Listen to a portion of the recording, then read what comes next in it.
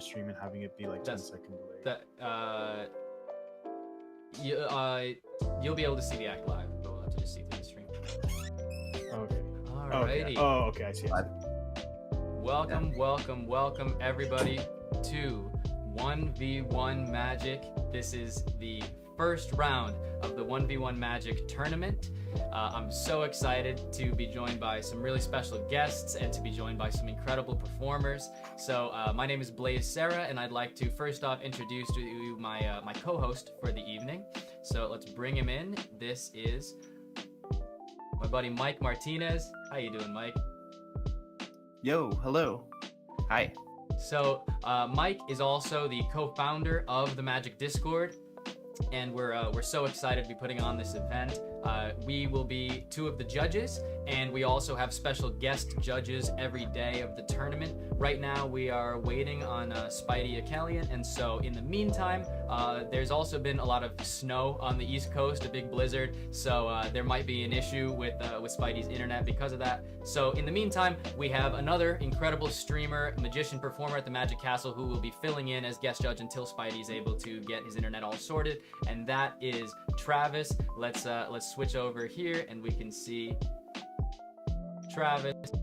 How you doing, man? This is Travis Kim, correct? Yes, Travis Kim. Hello, everyone. I'm excited to be here.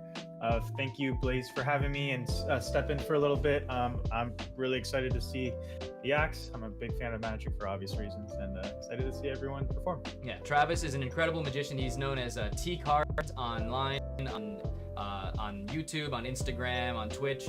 He streams a lot, does a lot of live Magic performances on Twitch. So if you'd like to see either of our guest judges, you can check out Mike Martinez Magic. He's known as Phantom on Twitch, or we've got Travis T-Cards. So now let's get right into the judging criteria, and then after we go over just the judging criteria, then we can go over to our performance. So this is how breakdown with our judging criteria. So I'll just show the spreadsheet we've got right here.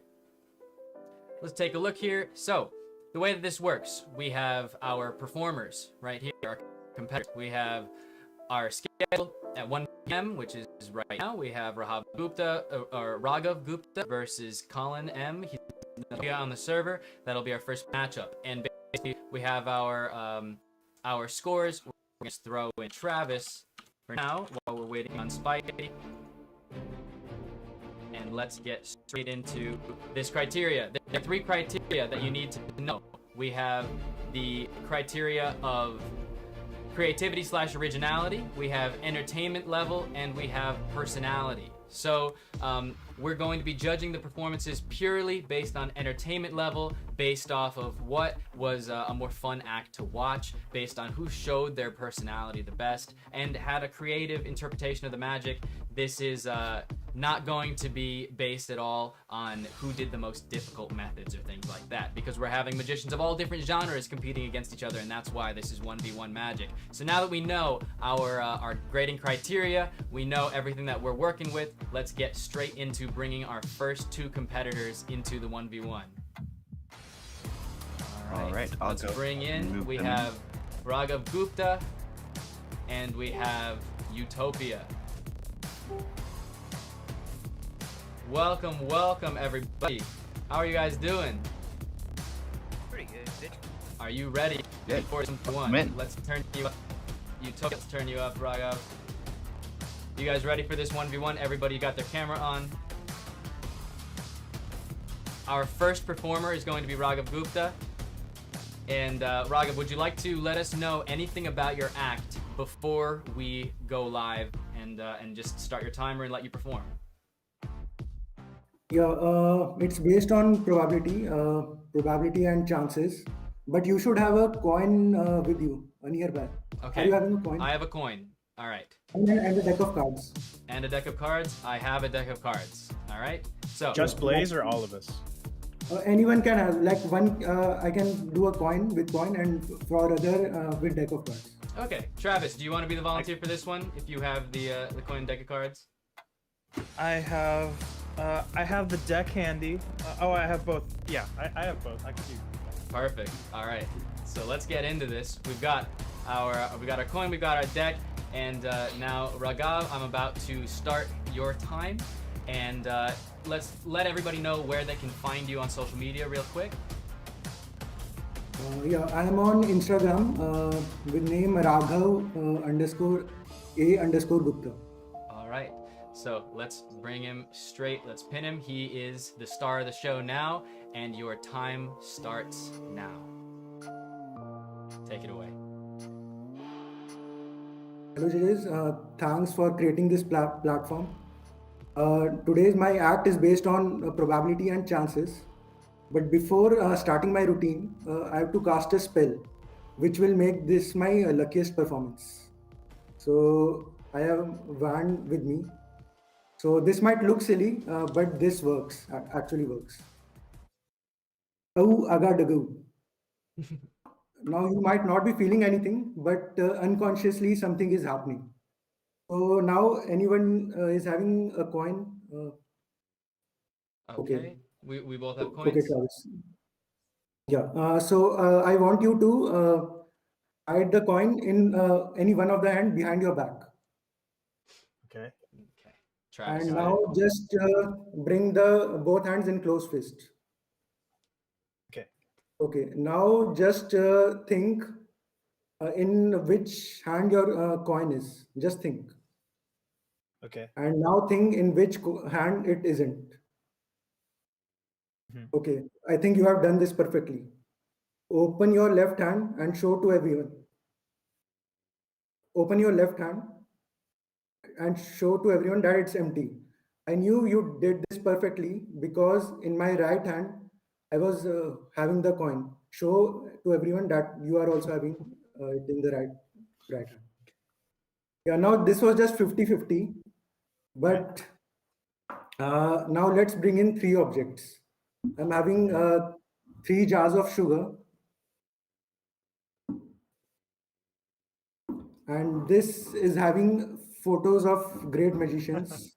That's Jackie So Aussie. first one is Shin Lim jar. Then it is RC Wind's jar. Uh-huh. Love Aussie. And then this is Jackie U. Love Jackie. That's Okay. awesome.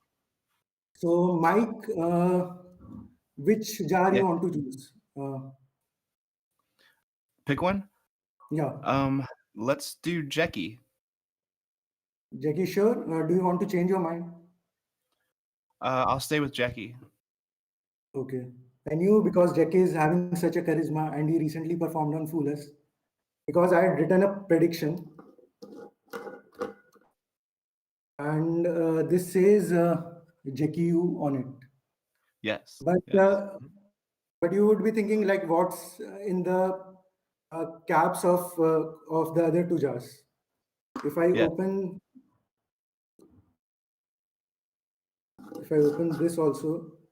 this also says Jackie U. And if I open this also says Jackie U. Oh, nice.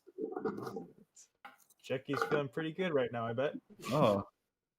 So yeah, this also was like 1 in a 3 chance. But if you do like consecutively, like the coin was 50-50 and this was 1 in a 3. So total is was 1 in a 6 chance. But now let's do something with the deck of cards. So Blaze, are you having a deck of cards? I do have a deck of cards. Okay, shuffle it so it isn't in a stacked order we most magicians know. Okay. You know me well. All right. Okay. All Okay. right, Now it just is shuffled.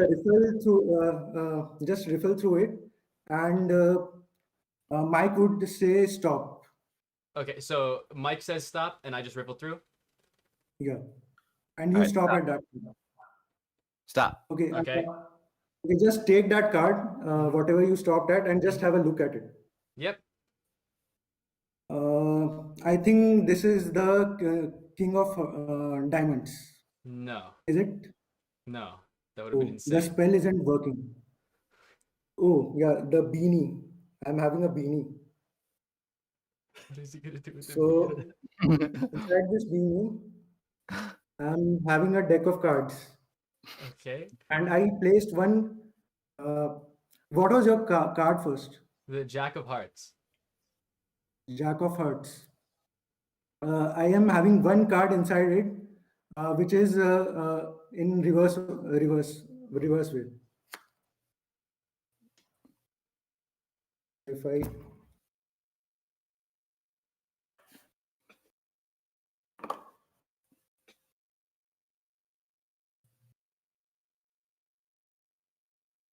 one card is reverse, other are facing the all the And it's on top all to too. your side, and yeah, it's on top, and this is Jack of Diamonds.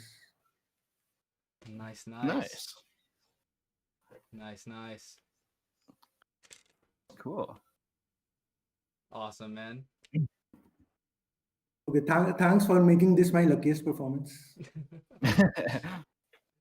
Thank Good you job. so much for joining us, Yeah. man. That was great. I was not expecting the beanie to be a part of it. I was like, man, this guy's got some interesting style. And then that ended Yeah, I up just being thought a he had huge part of the trick. top-notch style. Great job, man. All right. And now we're going to just jump into the deliberation room really quick, and we're going to jump back for Colin so that we can have him perform. If you want to hang out here, Raghav, and if you want to watch Colin's performance, then let us know, and we'll be right back. Okay.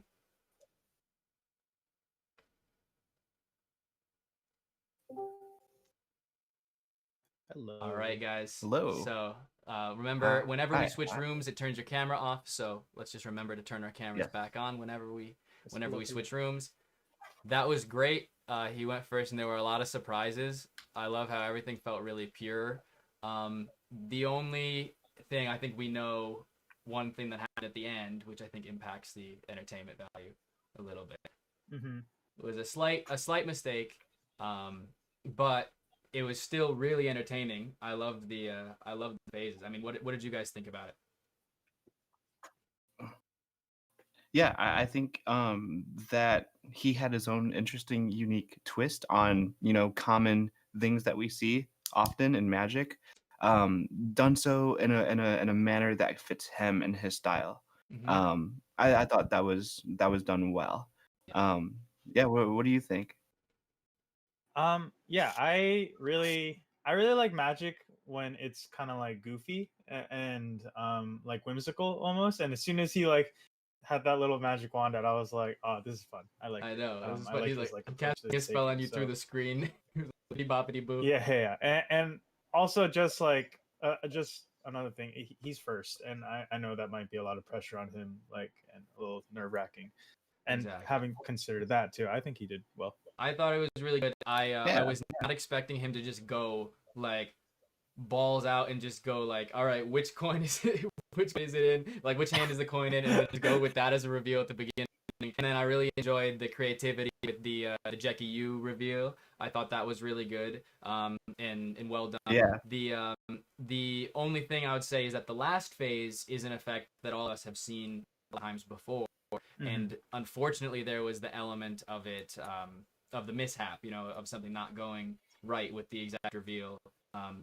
So yes, everybody in chat, this is absolutely supposed to be streamed. We're streaming our deliberation so everyone can know our thought process. This is not supposed to be secret. Everybody knows how we're judging. So I think let's switch over here to the spreadsheet, and we can take a look at our thoughts.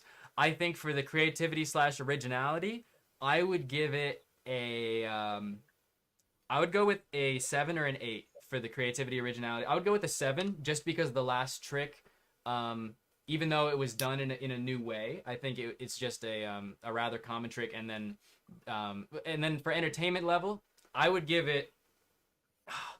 I want to give it an 8 for entertainment level, and only minus the 2 points just because of the mishap, in my opinion. And then for personality, I would give that a 9 because that was a really unique way of presenting everything. He incorporated his wardrobe as being part of the results and everything. So I thought that was all really well done, and it was done differently, So yeah. I thought that it was a 7, 8, 9. I'm actually almost thinking about giving an 8 for the, I'm gonna give. I'm gonna keep it at 7, 8, 9. 7, 8, 9. So, Mike, what are your thoughts for the creativity originality section? So I actually had the same number. I was gonna say 7 for the first portion, creativity, originality. But I am gonna say 7 as well for entertainment. Okay. And for personality, that's the one I think stuck out the most to me. So I want to put that one at an 8. And an 8. Gotcha. Yeah. All right. And Travis, what are your thoughts? Yeah, pretty much retweet everything you all are saying. My numbers I wrote down were 7, 8, and 8. 7, 8, and 8. Alrighty. So we can give this guy a quick average score. We're gonna just go with 7 plus 8 plus 9. We've got 24 for me. We've got 14 plus 8. We've got 22 for Mike, and we have a 23 for Travis. Okay, so 23 plus 22 plus 24 divided by 3. We've got an average score of 23. Oh, well, I could have just looked at that and known that. All right, so Rob's score is 23. I'm just trying to not mess up the numbers, guys. We're live. All right, so we've got an average score of 20. I promise I didn't need calculators for this. All right, so we've got an average score of 23 for Raghav, and now let's jump back into the room where Colin's waiting for us, and let's see his act. Alrighty, Colin, you ready for us? All right. Let's do this.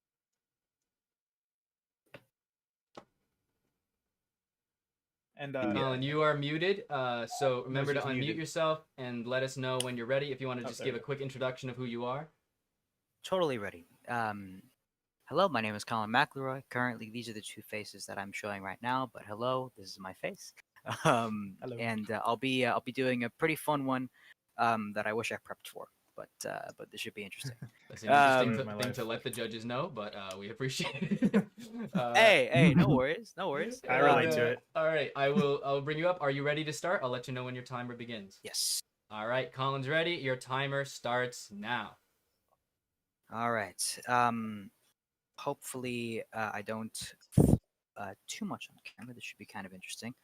But I sincerely love this trick. It's more like a poker demonstration, so I'm going to take out the jokers here. And this is actually one of my favorites because what is it? I like to perform tricks very, very precisely. Oh, geez, sorry. With lots of control, right? And a very powerful memory system. Yeah. So if we have like a five-handed poker game, right? And there are 5 people playing, then who would you like to win, Blaze? Who would you like to win? Person If 1, there's- 2, 3, 4, or 5? I would like person 4 to win. Person 4. Okay, perfect. All right, person 4. So in studying a couple of these poker guys, I noticed that they gather up the cards super fancy like sometimes. Of course, when they're giving poker demonstrations, it's actually pretty fun to watch them work personally. But they always sort of check their work as I did there. I think I have this. Maybe I don't, but I think I might. Okay. Oh wait, hang on. Yeah. I think I got this. All right. Whew. You said person 4. I think I've arranged for in. Well, you'll see. It's a pretty good hand. 1, 2, 3, 4, and 5. I'll start with the 3. 2, 3, 4, 5. 1, 2, 3, 4, 5. 2, 3, 6, and a 7. Now, of course, that's already a pretty good hand. I can see that you don't really have much of a. Hello. I can see that you don't really have much of a poker face, but I mean, reasonably so, right? You have a pretty damn good hand here. Now, of course, it's a really good competitive game if all the other guys have good hands too. So you totally blew this guy out of the water. He thought he had a good hand to start out with, but three kings and three queens and two tens. This guy knew that he had that hand, and he thought he had him beat with three aces and two kings. Of course, this guy, he had no reason to hide a poker face whatsoever because he thought he had all you beat with a four of a kind of twos. Of course, you just absolutely killed everyone. But I always personally have the winning hand, which is it should be something like this. Boom, boom, boom, boom, and of course, it is always a bit tricky to have this trick go quite well. So I'm gonna have to change that to a 10, and I believe we'll be all set for that royal flush. Nice, Oh, man. cool. Awesome, The fourth dude. pile, just like you picked, Blaze. Wow. Nice, dude. Awesome, man. Cool, All cool. right, that was really Yeah. fun, dude. I love your personality and style. We're gonna jump into the deliberation room, and we will be back. All right, hang tight. Sweet. Yes.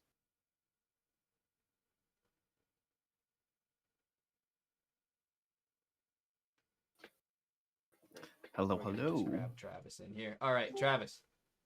Hello. I'm gonna make sure that you have the ability to join this room by yourself without me having to babysit you. All right, so let's give thoughts on this. Someone in chat said, "Wait, no kiss."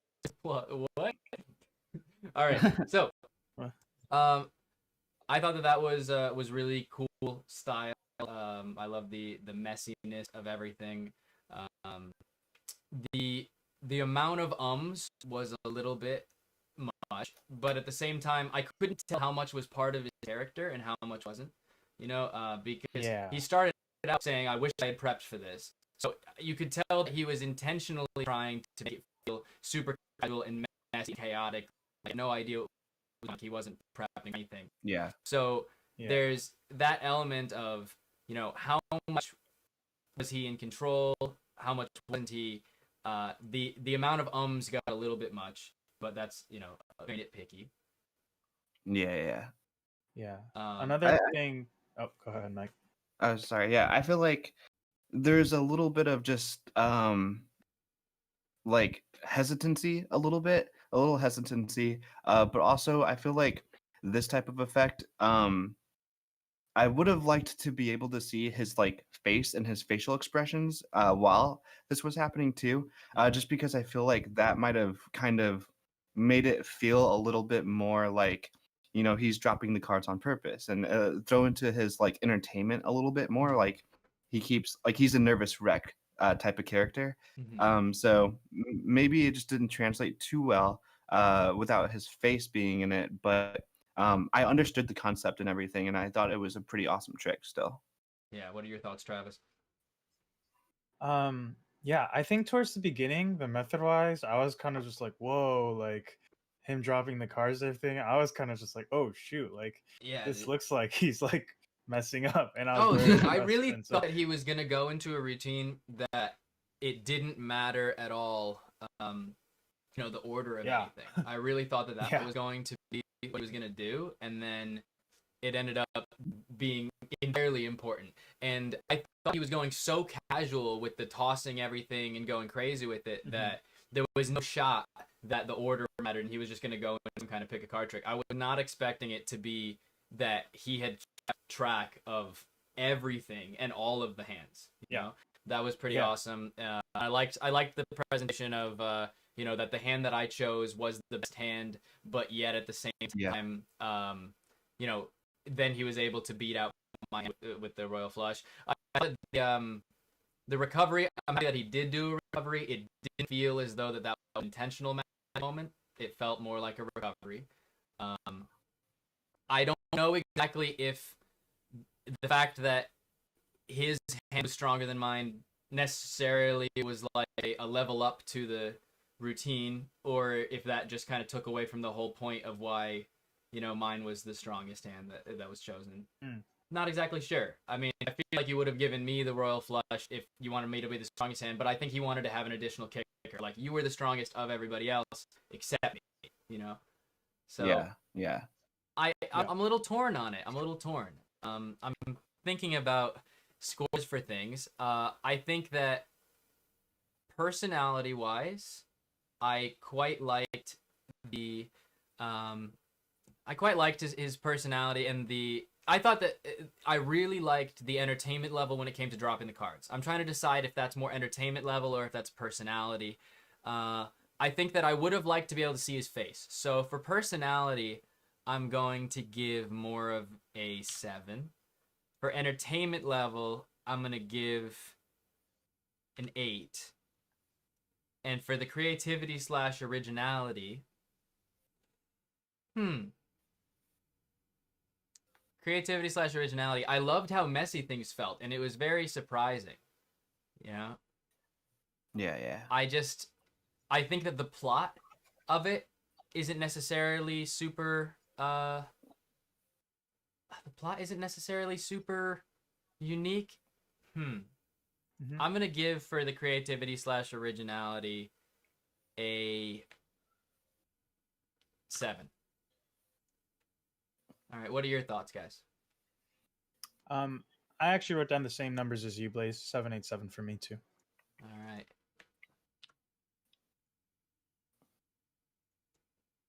Seven, 8, and 7. Oh wait, 7. All right, what did you think, Mike? Yeah, my numbers are similar. Although I put 676 for mine. But entertainment was the one that took the lead for me. Yeah, I thought the entertainment. I thought that the thing is that with this kind of gambling routine, it's really important to be able to capture someone's attention and keep them focused. And yes, it is a lot of kind of Leonard Greeny type things, you know, tribute to Leonard Green, which is very nice.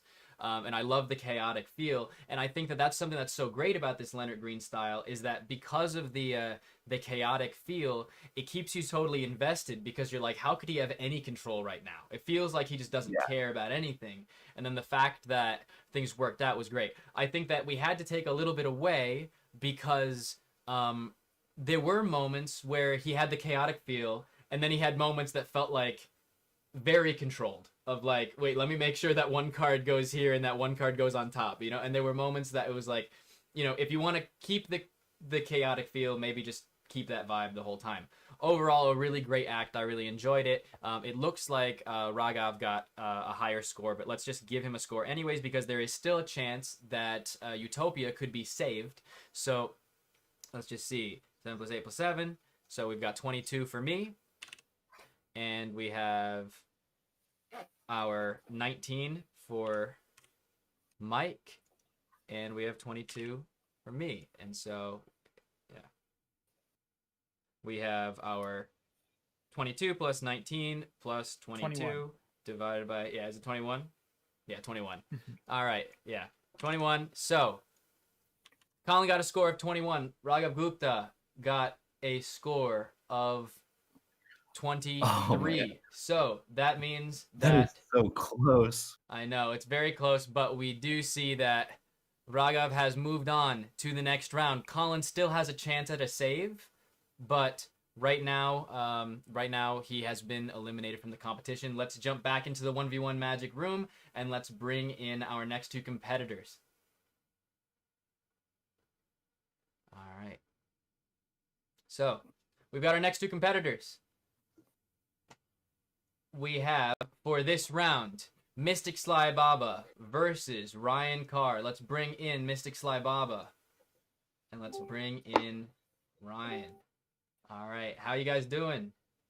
Make sure to turn your cameras Doing on good, when you doing join good. this. Whenever you're moved to a new room, it turns your camera on, so make sure you turn your camera on. Alrighty. Now, I do know that Mystic Sly Baba is on his Instagram, which you can check out, instagram.com/Mystic Sly Baba. He is known as a silent magician. So, I I think that we're going to be seeing his personality come out in a little bit different way than most of the other performers. Most performers show their personality through their scripting, and he'll be showing his personality through us in his own way. So Mystic Sly Baba is scheduled to be the first performer. I would ask him to introduce himself, but I don't think that's gonna happen. So let's pin him and let us know whenever you're ready. If you want to give us a thumbs up, if you're ready to perform. All right, your time starts now.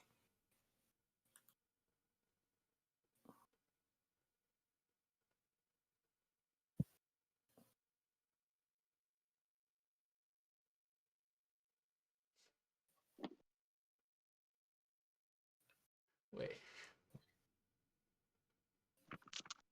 Wait, what?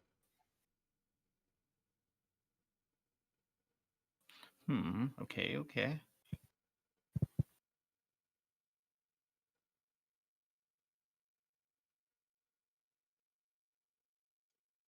Oh, he just lagged for us. All right, there we go. Now we go.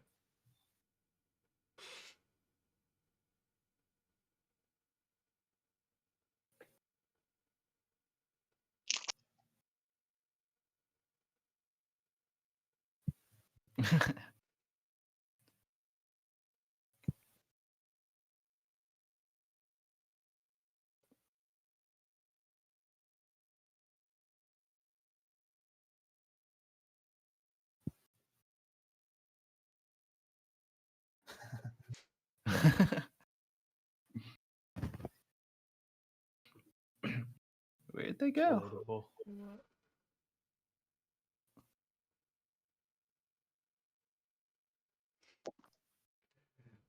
That was great, man. Should I end the clock? End the clock? Good? Perfect. All right, man. That was awesome. Very unique. Thank you so much. Please hang out in the channel and we'll let you know your score. But thank you so much for joining us, Mystic Sly Baba. We'll be right back at you, Ryan, if you hang out in here. I'm gonna jump into the judges channel and let's talk about it. All right.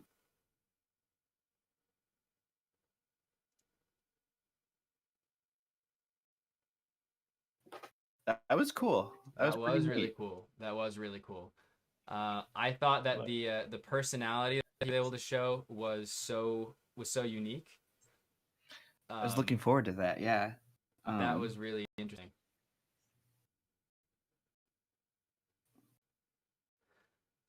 So, my thoughts are, am I the only one that thought he was on his phone at the beginning? I thought he was on his phone too. So I it was looked so like he was surprised when scrolling, it right? wasn't his phone, and I know that. Okay, so that means that it was an intentional like magic moment, and I'm not just stupid and thought it was a phone. No. Was Yeah, awesome. he was scrolling. He was scrolling. I remember that Oh, vividly. that completely went over my head. I'm not gonna lie. That's cool. That was a really he literally cool is moment. like swiping on a phone, and then he just dumps a coin in his phone, and then I look back and it's a coin purse, and I'm like, what?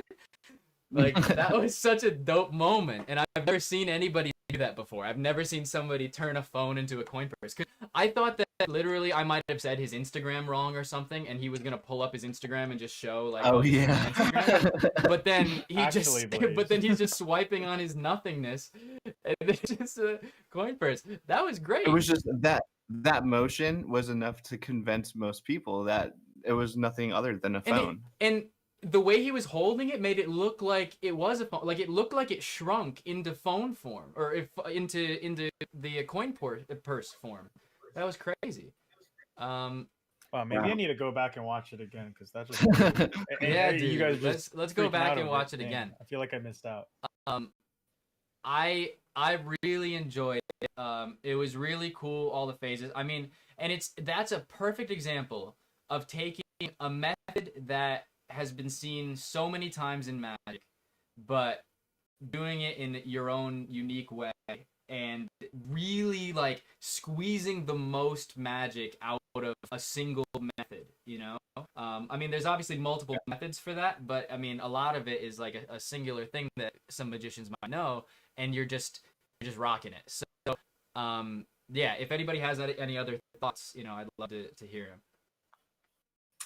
I don't. Just have to think long and hard about these scores now. I know. I'll say like one thing that I thought when with the whole like 1 coin, then 2 coin, then 3 coin, then 4. I was kind of like now 4 coins and 5 coins, and it felt a little bit repetitive to me at one That's point. true. But I do like the classic plot of just like the performer losing it all by the end of the performance. I think there's something like entertaining about that too. So yeah, it like took a while for me to get there, but I'm glad. Yeah, I mean, like in Eric Chen's Fism Act, where it becomes this whole thing of like, he realizes he can turn cards into money, and then it's like, how much money can I get? And then it's this thing of like, he loses it all. I felt like it was a similar kind of plot, maybe conveyed not as directly, and I agree with what you're saying that, I wish that maybe there had been one more surprise in there, because it became kind of like, you could predict the next phase, and you predict the next phase, and you could predict the next phase. So if there was another like moment of surprise, that would have been really great. So let's take a look over at the spreadsheet. So for creativity, originality, I'm gonna go with I'm gonna go with an 8 or a 9. I'm gonna go with a I'm gonna go with an 8. Just because of the lack of different phases. And then for entertainment level, I'm going to go with an 8. And for personality, I think that he did a very good job of being expressive and keeping me engaged, just like, if Teller would, kept me very engaged. And I loved the surprise of the fact that he was miming a phone at the beginning, and I looked like he was just chilling on his AirPods with his phone, and then you have that reveal. So for personality, 8 or 9. I'm gonna go with the 9. He has a unique style. What are your thoughts, Mike? I agree. The personality is the one that stood out the most for me, which is gonna be a 9. So I guess in order, I'm gonna do 7, 8, 9. I think that's yeah. Travis, what are you thinking? I wrote down 8, 7, and 9. I took off a little bit in entertainment because of the thing I mentioned, where it felt a little repetitive for me at one point. That's a fair point. A fair point. I'm considering entertainment being a 7, but I'm going to leave it with what I said, because that's the point of having different judges. So we have our scores. Again, I just keep doing this. 8 plus 8 plus 9 is 25. We have 7 plus 8 plus 9, 24. And we have 8 plus 7 plus 9, another 24. All right. So basically, we have 24 plus 24 plus 25 divided by 3. We've got 24.3. So let's just keep it at a 24.3. Whatever. Yeah. I mean, we'll see. We'll give him 1 decimal point, and give him 1 decimal point. And now let's jump back in to see the act of Ryan. I'm really excited for it. Let's jump in. All right, so Mr. Sly Baba, you have received a score of 24.3, currently the highest score on the chart, and we're going to leave it at the 24.3. If you would like, you can hang out and watch Ryan's act now, or you can go back and chill. But we'll see you later. Thank you so much, and Ryan, we're going to pin you. Let us know when you're ready. All right. Are you feeling I'm ready when you guys are. You're ready? Oh, All right. I'm feeling great. Yeah, let's get into this. He's got the pro setup. He's looking spiffy.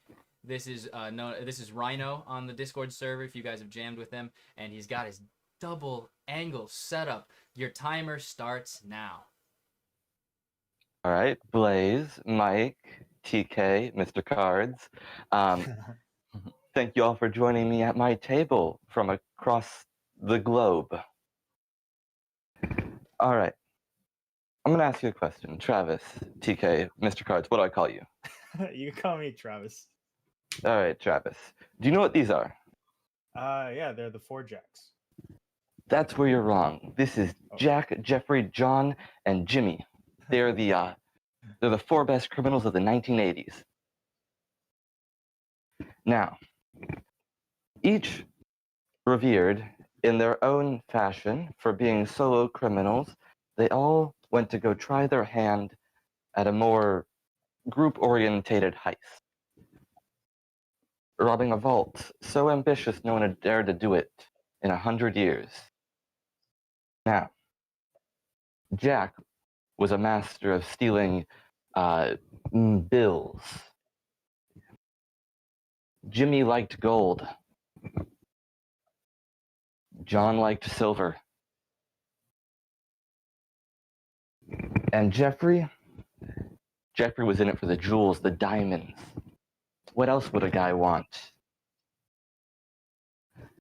They each went into the vault, but they made one mistake. Mike, do you know what that mistake was? I don't think I do. What was the mistake? They didn't leave a lookout on top. So inevitably, when the bell rang, the alarms went off, and they all tried to go towards the exit while they were beat to it by the Joker, guard of the vault. And when they went back to go to the other exit, well, they were too thwarted by another guard, leaving them trapped and helpless and without a way out, which inevitably sent them to jail, where they were locked up in a maximum security vault. One so high-tech that no one sent there had been able to get out of it. But don't worry, these guys were professionals. They each had a plan to get out, each more convoluted than the last. Now the first guy, over the course of a month, took an old rusty nail he found and started to bang away at a wall until one day he finally was able to break free to the other side and get away to safety.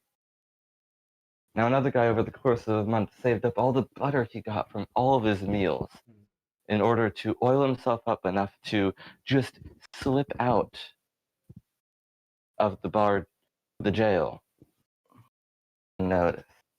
And the third guy made friends with one of the guards. He had gotten himself a deck of cards and had proceeded to scrape all the red ink off each individual card in order to make an explosive which blew up his prison wall and led him to safety.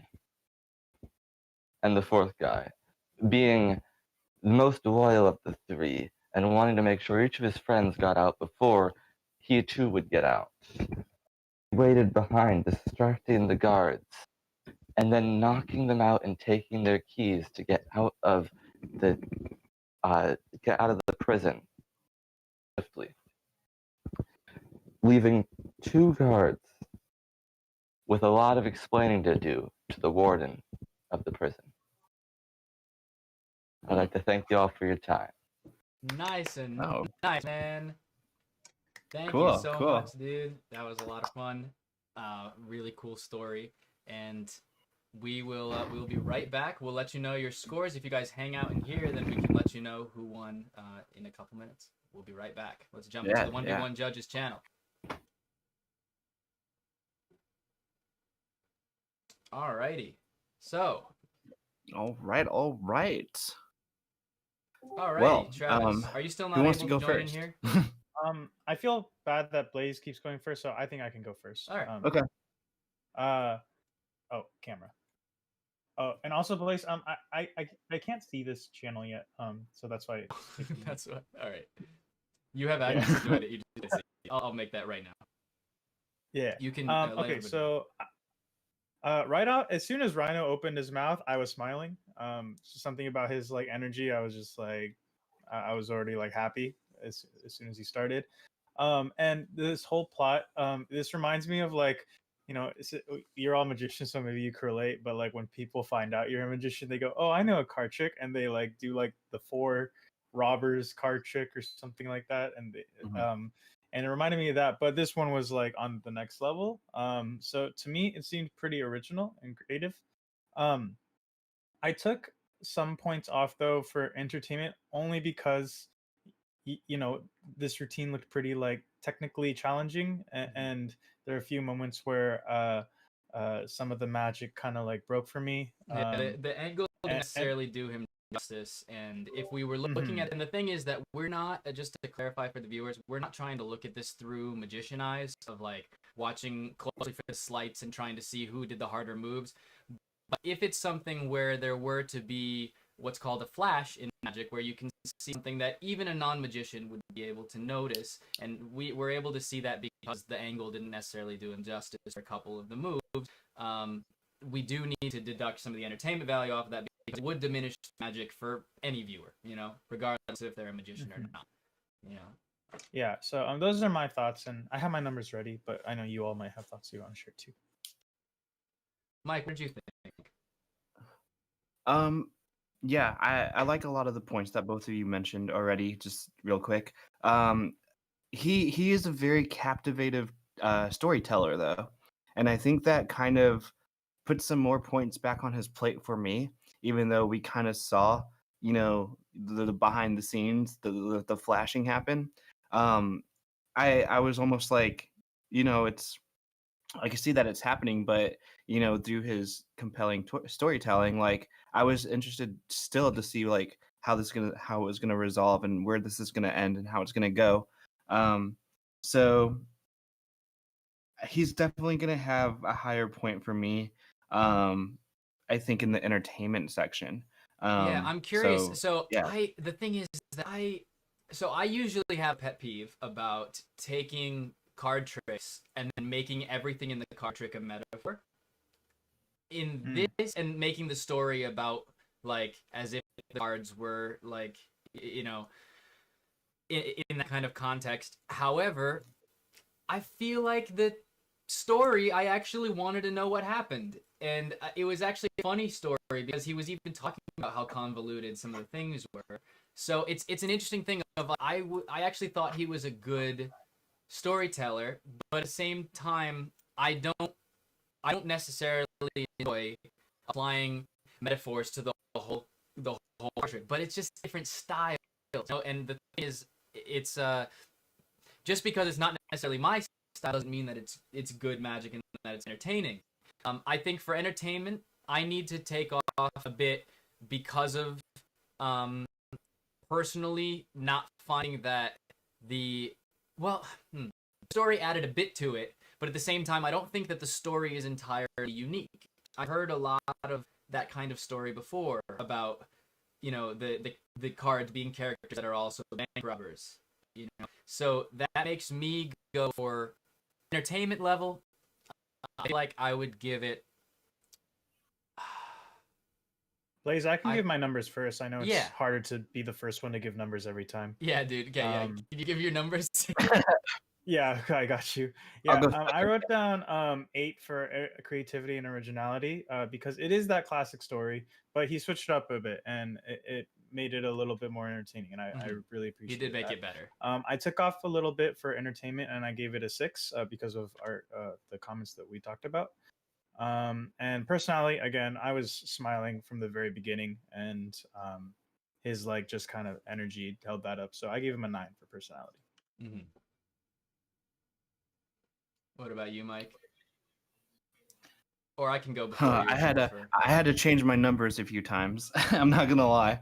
I keep reanalyzing things. But I think what I'm ending up with right now is gonna be 7, 6, 8. Yeah, personality obviously is the one that stuck out to us the most. Yeah, so 7, 6, 8 is what I'm gonna roll with right now. Starting with creativity, going to entertainment level, and then personality. 7, 6, 8. Yep. Okay. Yep. Yeah, I feel very similarly. I thought personality, I really enjoyed it. So I would give him an 8 for personality. I thought if I were to I think it was an 8 for personality. I agree with Mike. I'd say for entertainment level, I would give it a 6 as well. And then for creativity, originality, I thought that he took a plot that has been done before and he's taken different elements of tricks, but he really leveled it up. He added his own, his own flair on the techniques and made it more visual.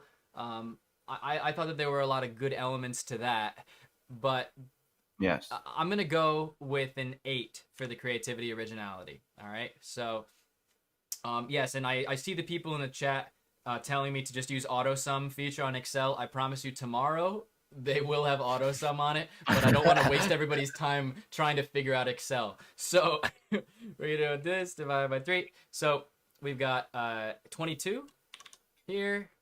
We've got 7, 6, 8. So that's gonna be 21, right? And then we have 8, 6, 9, which is 28. Wait, no, 8 plus 6 plus 9, which is 23. All right. So now let's just average those together. Well, it's 22 is our average. So we have a solid 22. So ahead of Colin, which does mean that Colin is unfortunately knocked out. But we do have a winner in this 1v1. Let's jump back into the other room.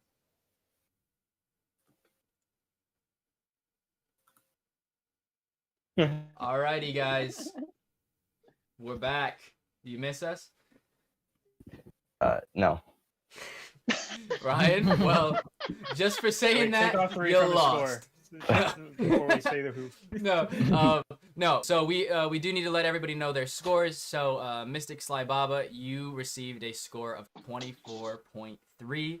Ryan, you received a score of 22, which unfortunately does mean that you were eliminated from this 1v1, but it is a higher score than the other person that was eliminated, so you still do have a chance of being today's save. So so keep that in mind, and we really appreciate you guys being a part of this. We enjoyed both of the acts. We really thought that they were both entertaining, and that's just the way that it works out. But thank you guys for being a part of this. We'll throw you guys back into the waiting room if you want to hang out and jam, talk about what just happened, or if you want to go back and look at the VOD of the stream and see what we were saying in our deliberation. But great job to both of you. We found it really entertaining. Yes. And Ryan, you still have a chance at a save, so don't worry about it just yet. And thank you guys. All right. We're gonna throw them back into the waiting room, and now we can bring in our next competitors. We have someone I've been really looking forward to, which is Eric Stevens versus Gian. Oh, so, yeah, that's going to be good. Spidey just let me know that his power died and he doesn't know, and nothing is working. It's so messed up. I'm going to just let him know, no worries, man. We all have 5 minutes before the next 1v1. So I'm just going to let you know, no worries, man. Do you want to do any trick real quick, Mike or Travis? Just stall for a little sec while I send this text. Oh boy, yeah, I'm putting you on the spot. I can maybe do something. We I'm not really prepared, but in the streets. while Blaze is Yeah, no problem. While Blaze is doing that, I just wanted to say a big quick it's one. I feel really weird judging because I feel like, oh my god, who am I to judge these like awesome like performers? And it's not easy like coming up onto this like stream in front of, we have 60 people watching, and that's really like, that's a lot of people, watching very closely what you're doing. So I just want to say a big, just like, I commend all the performers, and no matter what numbers you get, I think it's definitely worth a round of applause for all of you. I totally agree. Yeah, well said. Yeah. I could perform a quick one of my favorite card routines. Let's see. So let's see. Mike, if you would be so kind, if I go like this, could you say the word stop to pick a card? Does that make sense? Yes, I would love to. Go ahead. Say stop. Stop. Right there. Okay, wonderful. Now go ahead and look at the card, memorize it. I don't want to see what it is, so I'll turn the other way. Sound good? Yep. You got it? Yep, got it. Wonderful. Got it. Now, do you like the card? Would you like to change the card? It wasn't a joker, yes? It's not a joker. I get. Yeah, I'll keep the card. Yeah. Okay, wonderful. Now I'm gonna take a few cards out of the deck to try to figure out what your card was. Specifically, my favorite 4 of a kind in a deck of cards. Do you know what that is by any chance? Have we known each other long enough? 4 of a kind. Let's say aces. No, actually, you would think it's the aces, but my favorite four of a kind is the jacks, and this is Okay. what I think your card might have been. I'm not 100% sure, so we'll save that to the very end for now. We'll save it to the end for dramatic effect. Okay. Now let me take out the rest, the jacks. Now each of these jacks has a little bit of a clue hidden to them, I guess, to what I think your card was. Again, I'm not 100% sure, but we'll save that to the very end for now. Now, the first jack will tell me whether or not your card was a red card or a black card. Let's see. It was black card. Now, the next jack tells me if it was a club or a spade. It was a club. Third jack tells me if it was a number card or picture card. Let's see. Ooh, it was a number card. And the last one tells me what number it was. It was a 2. Now, Mike, let me just be completely honest. This is the easiest card trick ever because I don't have to do anything. Again, it's just those 4 jacks that do all the work for me. But people always say, but Travis, you knew what the card was. I saw the card in your hand. But that doesn't make any sense because I just have the 4 jacks in my hand. I mean, you just saw them. Like the jack of clubs and the jack of hearts, the jack of spades, and of course the jack of diamonds. It's just these 4 jacks that tell me a little bit more about what the card is. But they don't tell me what the card is exactly or where to find it. But that's why from the very beginning, I put down this prediction. And it's been there this entire time. And to the best of your intuition tells you, Mike, this card on the table should be the best guess? It should be the 4 jacks, because in my hand, there's just been 1 card this entire time. Like, your card, the 2 of clubs. Oh, man. Thank you, guys. That's Hope you enjoyed intense. that. Good stuff. Good job. Yeah. Thank you so much Wow, for doing that, wow. Travis. Everybody, Travis is Yeah, a of course. beast. If you want to see him stream live, you can check out T Cards with a K, TKARDS on Twitch and on Instagram and on YouTube. Would love if you give him some love and really appreciate him jumping in. There is a big blizzard going on the whole East Coast right now, and so I was afraid about losing power. We made a contingency plan with Mike for if he could take over the stream in case I lost power, and unfortunately our guest judge today, Spidey, lost power, so Travis needed to jump in. Travis, if you do, I mentioned that you had a hard out at a certain time. We had Simon Black saying that he would jump in. So do you want to judge another one with Eric and Gian, since you know both of them, and then we can Yeah, how about I could do one more round and I'll do them, and then maybe that can give enough time for Simon to get ready to hop in. Does that sound good? Yeah. Okay, awesome, yeah, that dude. sounds good to me. Thank you, Simon, for stepping up. We really appreciate that. Wonderful. All right, so I'll just let Simon know he can be a judge in 30 minutes. And thank you, DJ Mike, for throwing in Travis's Twitch in the chat. And now let's bring in our next competitors right on time at 5 p.m. We've got Eric Stevens and Gianluca Piccin. How you guys doing? Hello, let me just turn my camera on. Eric, Hello. you are Hey. looking real spiffy. Love the blazer. Oh, he is. He's looking tight. Man, No, Eric looks amazing. man, it makes me Well, feel like you guys back look when good. shows were open and we could perform. It's been a while since I've seen a performer in a blazer and not in a hoodie and sweatpants. Well, this is my patented blazer spelled BLAISER. Yeah, you The said- Blazer. Of you on the back. It's just a photo of your face on the back. This is That's a what it picture says of me. on the blazer. He's already getting brownie points right away. Now, our first scheduled competitor is Eric Stevens. Are you both feeling good? You're all feeling good? Ready? Yeah, man, I'm Feeling raring awesome. to go. I want to make sure that Gian knows I love you, bro. I think you're gonna do Love you great, too. and I can't wait to see what you do. Yes, Love and it. just to let everybody know in the chat, we've all gotten to know each other because of the Magic Discord. And if anybody would like to join the Magic Discord, you can see the link right down there on the stream. It's 1v1magic.com. You can join the Discord. You can jam with us, hang out, be part of this community. We've gotten to know Eric and Gian through this. They're both incredible magicians, and the fact that they ended up getting matched up against each other is going to be really exciting because they know each other, and Oh, yeah. I have no idea what's going to happen. I have no idea what either of them are going to do. And let's get into this. Eric, you now have the floor, and if you'd like to just introduce yourself really quick, and I'll let you know when you can start your time. So, is he frozen? Just introduce myself real quick to say who I am. Yeah, absolutely. This is Eric Stevens. He's also he also does puzzles as well as magic. You're having a little bit of lag right now, Eric. Yeah. Yeah, I'm getting that too. Eric, Okay. try turning your camera Oh, off and there we back go. on. He's If back we for me have a now. little bit more lag, then we can have Gian go first. But just snap your fingers. He's back for me now. Okay, we're good, we're good. He's good. He's good. Well, would you just like me to start, or? Yeah, if you're What do you ready, prefer? then give me a thumbs up, and I will start your time. Okay. Perfect. Your time starts now. Thank you, Eric. Thank you. All right. Well, what you see before you is a story yet to unfold. And just like any good story, it involves a little bit of the truth and a little bit of a lie. So let's first talk about what you think you're seeing. What you think you're seeing is me here sitting in my studio and a pack of cards spread on the table. But in reality, what you're seeing is an approximation of me coming through your screen, and this deck, well, it's not all it's cracked up to be. But this will become important in a moment.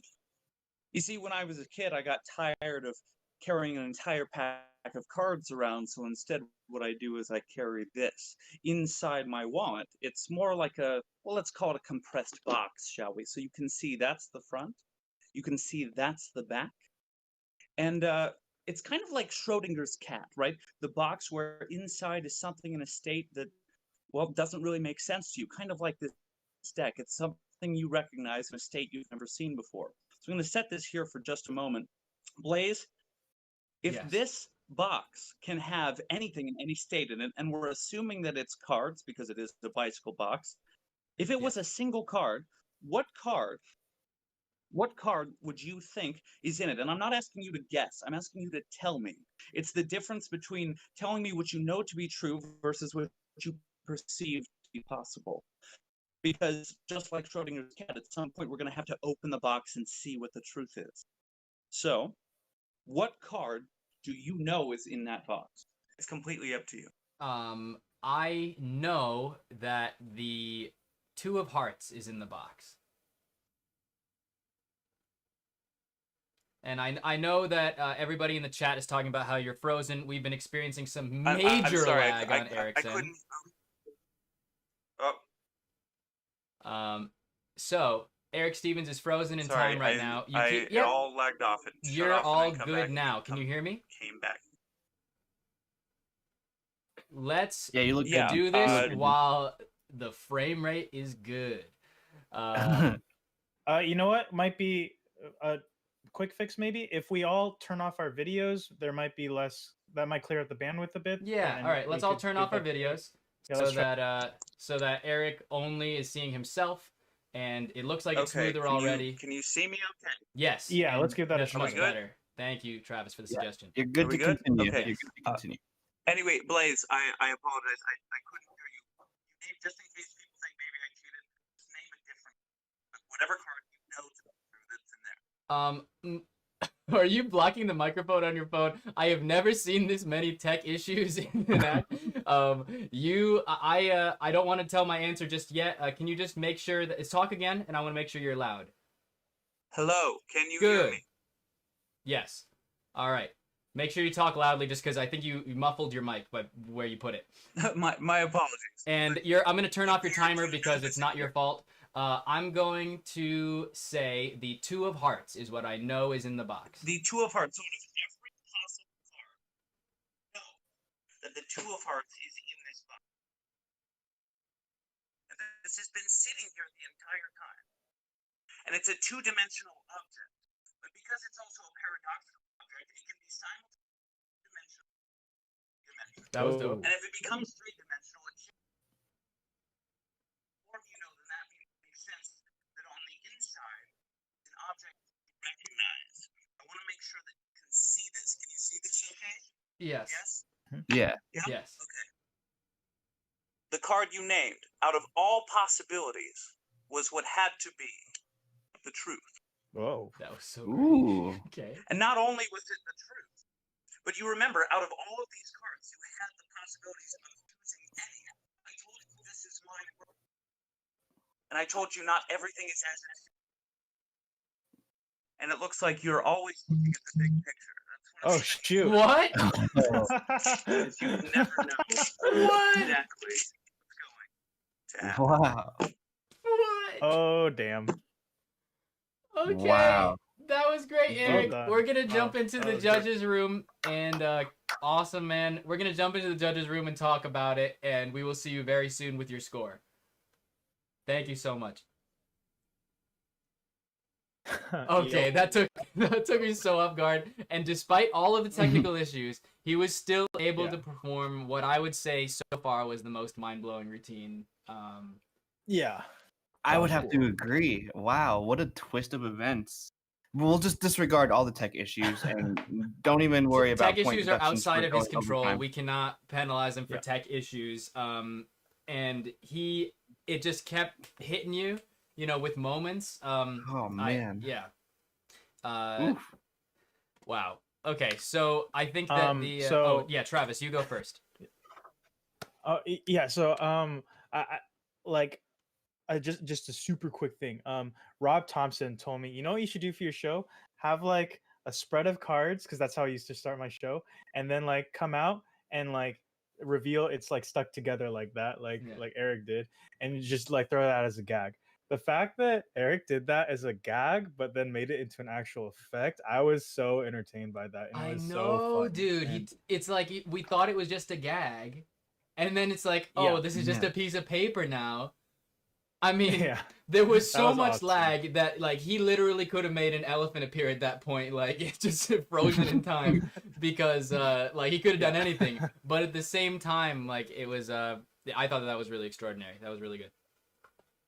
that Yeah, was really entertaining. I really love routines too, where there's something happening in the beginning and it wraps up really nicely at the end. So having him pick that up and what we saw at the beginning isn't what we thought we saw. So I love routines that kind of have a beginning and ending that mesh together, and that one was really cool. Exactly. But I think if I can, I'll go first with my scores. Yeah, go for it. So I'm gonna do creativity, originality. I'm gonna put that at an 8. Mm-hmm. For entertainment. Oh yeah. For entertainment, I think hands down this was by far the most mind-blowing thing I've seen today so far. So I'm gonna put out my first 10. And then for the last category, personality, he really let his personality shine through. So I'm gonna put that one at a 9. Oh boy, oh boy, oh boy. Travis, what are you thinking? I wrote down. Let me pull up my notepad. I wrote down for creativity, originality a 9, entertainment 9, and gave an 8 on the personality. 8 on personality. I'm going to give for personality. I'm going to give. I feel like he did let his personality shine through. However,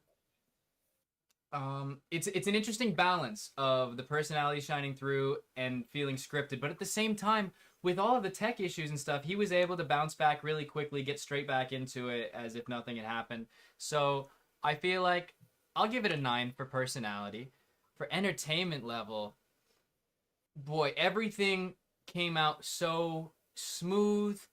I loved, like, there was no flashing at all. I mean, there couldn't have been because we only had 1 frame per second, but at the same time, when everything was running smooth, it was like, I love effects that are so pure with procedure. That's just like, name a card, bam, and I thought that, like, the fact that even after all of the issues, he was able to, just go straight back into it. Oh, 2 of hearts, bam, look at this, flat thing. Now it's a box. Yeah, now your that card's got in the me. box. I was like, whoa. Like, I'm gonna hit it with a 10 for entertainment level as well. And then creativity, originality, I'm gonna hit it with a 9.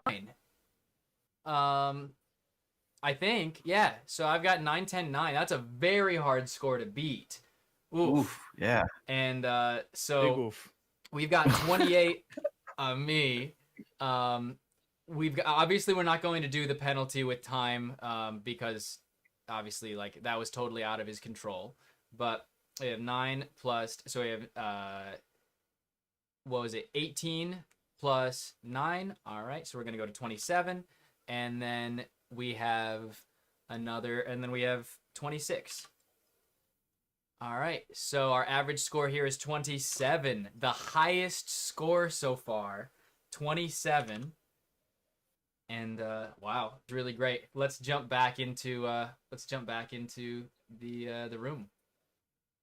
Instead, Blaze, they're back. They're back. Hello. So Eric, we Yes. really enjoyed that routine. Thank you so much for sharing that with us.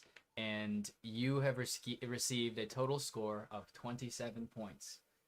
So, Hold on 1 second. Say it one more time. you have received an average score of 27 points out of 30. What am I looking at right now? Is this okay? For whatever reason, my audio is not great, so I can't hear you. Eric, you received I would just, a like, score show of him, like, 27. Your 27. average score was 27. 7. So very Thank you. well done. Thank If you would like to hang out in here, you could mute your mic, and we will allow Gian a chance to perform. And thank you so much, man. So we're going to now spotlight Gian. Would you be able to do something, Blaze? Yeah. Would you be able to like kick me out and bring me back? Can you do that from where? Yeah. But at the same time, if you want to watch Gian's act, you could just watch the stream on twitch.tv. It'll probably be less laggy for you anyways, rather than watching it through Discord. So I'd recommend going to the Twitch stream, twitch.tv/BlazeSarah, and then Perfect. that works. Yeah. And if one of the moderators could just post the I'll put Twitch it channel back. in general chat, Yes. we'll be good. I'll Oh, put him actually, back it's in the okay now. waiting room. It was going really laggy, but now it's fine. Okay. But All great right, job, man. We're going to put you back in the waiting room, and we're going to have Gian perform. See you soon. All right, Gian, the master of the fingy. John. He, I actually, and he's doing it. I posted Gian's video on Instagram because he did a really great act with no props at all, just his hands. But I don't think that's what Gian's here to do today. So you told me that I've never seen what you're about to do, and I'm really excited to see your act. So, Gian, you are now up next. We do have a question in the chat. Do we have any female competitors? Yes, we do have some female competitors coming up tomorrow and the next day. So, awesome. Gian, are you ready? Give me a thumbs up if you're ready. Definitely, yeah. Can you Perfect. guys see the whole thing? Because for me, I'm seeing different, so you can see the table. Yes, we can see the whole thing. We I'm can going to see turn it. you up so that everybody can Okay. hear. Yes, sir. We can see the whole table. We can see the edge of the box. Is that what you want? Yeah, okay, perfect, awesome. Perfect. And awesome. We're going to let you go. And now. So, before anything, I just want to introduce myself. My name is Gianluca Piccin. I have been doing magic for, I don't know, a few years. And before showing the effect, I just want to say congratulations to Eric. I was talking to him while you were judging, and an awesome effect. I'm really happy to see what he done. So now it's my turn. And for the first round, I just decided to do something with the 4 aces. The reason, just because I like. Since I started doing magic, I've always enjoyed the aces. Mainly because before doing magic and stuff like that, I used to draw. So every time the ace of spades is something meaningful to me because I look, oh, that's so beautiful. And I confess that sometimes I get upset when you get a deck and it's just the spade because they're trying to be cool. So yeah, I'm always interested in the aces because of this. I'm also interested because you can always use the aces to explain duality, like the bad, the good, the day and night and stuff like that. And you also have a few magic properties. And one of them is what I want to show you guys today. So I don't want to say what I'm going to do. So I'd rather just show. So the aces, and I'll leave just 1, 2, wait, so just like this. I want perfectly squared up. And the idea is to dematerialize those aces and make them appear in the leader ace. In this case, it is the ace of spades. Can you guys see it? Yes. Yes. So the ace of spades. And just for entertainment purpose, I will be covering the ace with the box. So I will just cover up the ace so we cannot see what's going on. The ace is covered. And now for make the aces travel, I also need a few cards. Don't ask me why. I don't know why I need those cards. They are just like 3 rare cards, but the value doesn't matter. The only thing that matters is they will help the aces to vanish. So the first one, just 1, 2, 3, 4 cards, and just like this, you can make the first ace dematerialize. And of course, if dematerialize, probably is just below the box. But I don't want to show it now, just later. One more time, just 1, 2, 3, 4 cards, just like this, and the next ace appears under the box. And now the last one, just like we did before. Just 1, 2, 3, 4. Now, actually, since this one is the last, What? I want to do it face up, so it's better. So the ace of, I don't remember which ace it was, but you can just squeeze it and make it appear down there, which means that you have no ace right here. And if they are not here, they must be under the box. Just Oh 1, man. 2, 3, 4 aces. Just like this. This is my effect. Thank you all. Wow. Ooh, dope, Very nice. dude. That was so awesome.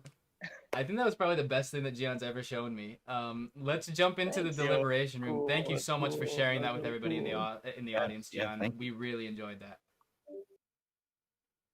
Oh man, that was so cool. Dude, oh, these are the two Hands down, best acts one of we've the seen best performances today. I've seen by him. I know, right? Oh man. Oh, this is so tough. Oh man. Ooh, this is a tough That one. was tough. Dude. I was looking forward up until this moment to see these two go at it, and now I hate this moment. Now I hate that these two went up against each other, man. Oof. Man, it's so... Man, that guy, he's so good. And the thing is that, like, the stuff that he usually shows us when we're jamming is so different from this. It's usually, like, much longer storytelling pieces. This was just, like, bam, bam, bam, beautiful visual magic.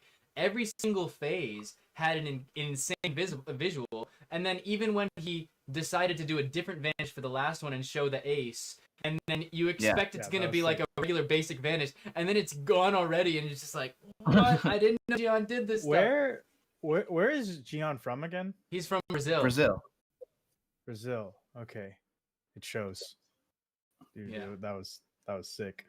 I'm a huge fan of like 4 ace routines, me personally, and I'm just, I know we're not supposed to think from a technical standpoint, but I just can't help but be like, wow, like that was crazy. It reminded me of Kiko Pastor's I think Elderon's aces. It's just another 4 ace routine. It's beautifully done and just kind of reminded me of that. But yeah. Oof, yeah, great. this is gonna be a close one, 100%. Yeah. Somebody in the chat, I just want to point out, is talking about how we didn't comment on a flash that Eric had or something that he's trying to say happened. I didn't see it. I don't know if you guys saw it. Did you guys see any kind of thing? It doesn't really matter to me, considering that we're not judging on that kind of criteria. We're not judging methodologically. We're judging based on the criteria on the spreadsheet: creativity, originality, entertainment level, and personality. I think the only time that we would deduct for something like a flash would be if it was so egregious that a non-magician would have the magic be severely impacted by it. But we're not really going based on that, and none of us saw the flash. It didn't impact our entertainment level for Eric's thing, so I just wanted to point that out for the people in chat. Yeah. I know that you may have your own criteria for what you think this should be judged on, but we have our criteria that we have to stick with, and that's what we're going with. So now let's talk about Gian. Yeah, beautiful routine. Sorry about that side so part, good. but yeah, that was It's all good. that Well was said. awesome. Man, I don't know. Now the thing is that I would say that I feel like the plot may be slightly less original than Eric's, because it is this 4 ace, like McDonald's aces, but it was the best McDonald's aces I've ever seen. So it's like, man, he took a trick and then leveled up so much. I don't know. Is that? By the way, have you seen that version of the trick? Is that a method that's kind of all to him? I haven't seen that specific one. Again, it reminded me a lot of Kiko Pastor's Elderon's Aces, which is kind of like similar, like aces transposed to the leader ace. Gian used less cards than that routine, which I found actually made it more impressive almost. Yeah. But yeah, it was I was blown away. It just seemed like he was very comfortable too with his routine. Like he was very comfortable with what he was doing throughout his performance, and that kind of translated well, even virtually for me. So, yeah, I think I don't know. Yeah, Why did they have to be put up against each other? Yo. Well, I don't know if it's helpful, but I could give my numbers first. If Yeah. you'd like, Blaze. Could you please? So yeah, creativity, originality. I give Gian a solid 8. Entertainment. I'm gonna give my first 10 of the day. I was very entertained by that entire routine. And personality, I also gave him a solid 8 for that one too. Yeah. All right. I'll go next, I suppose. My score for creativity, originality is gonna be a 9.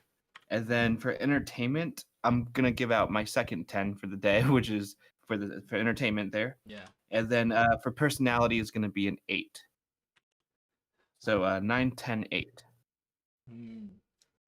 I think that I am gonna go with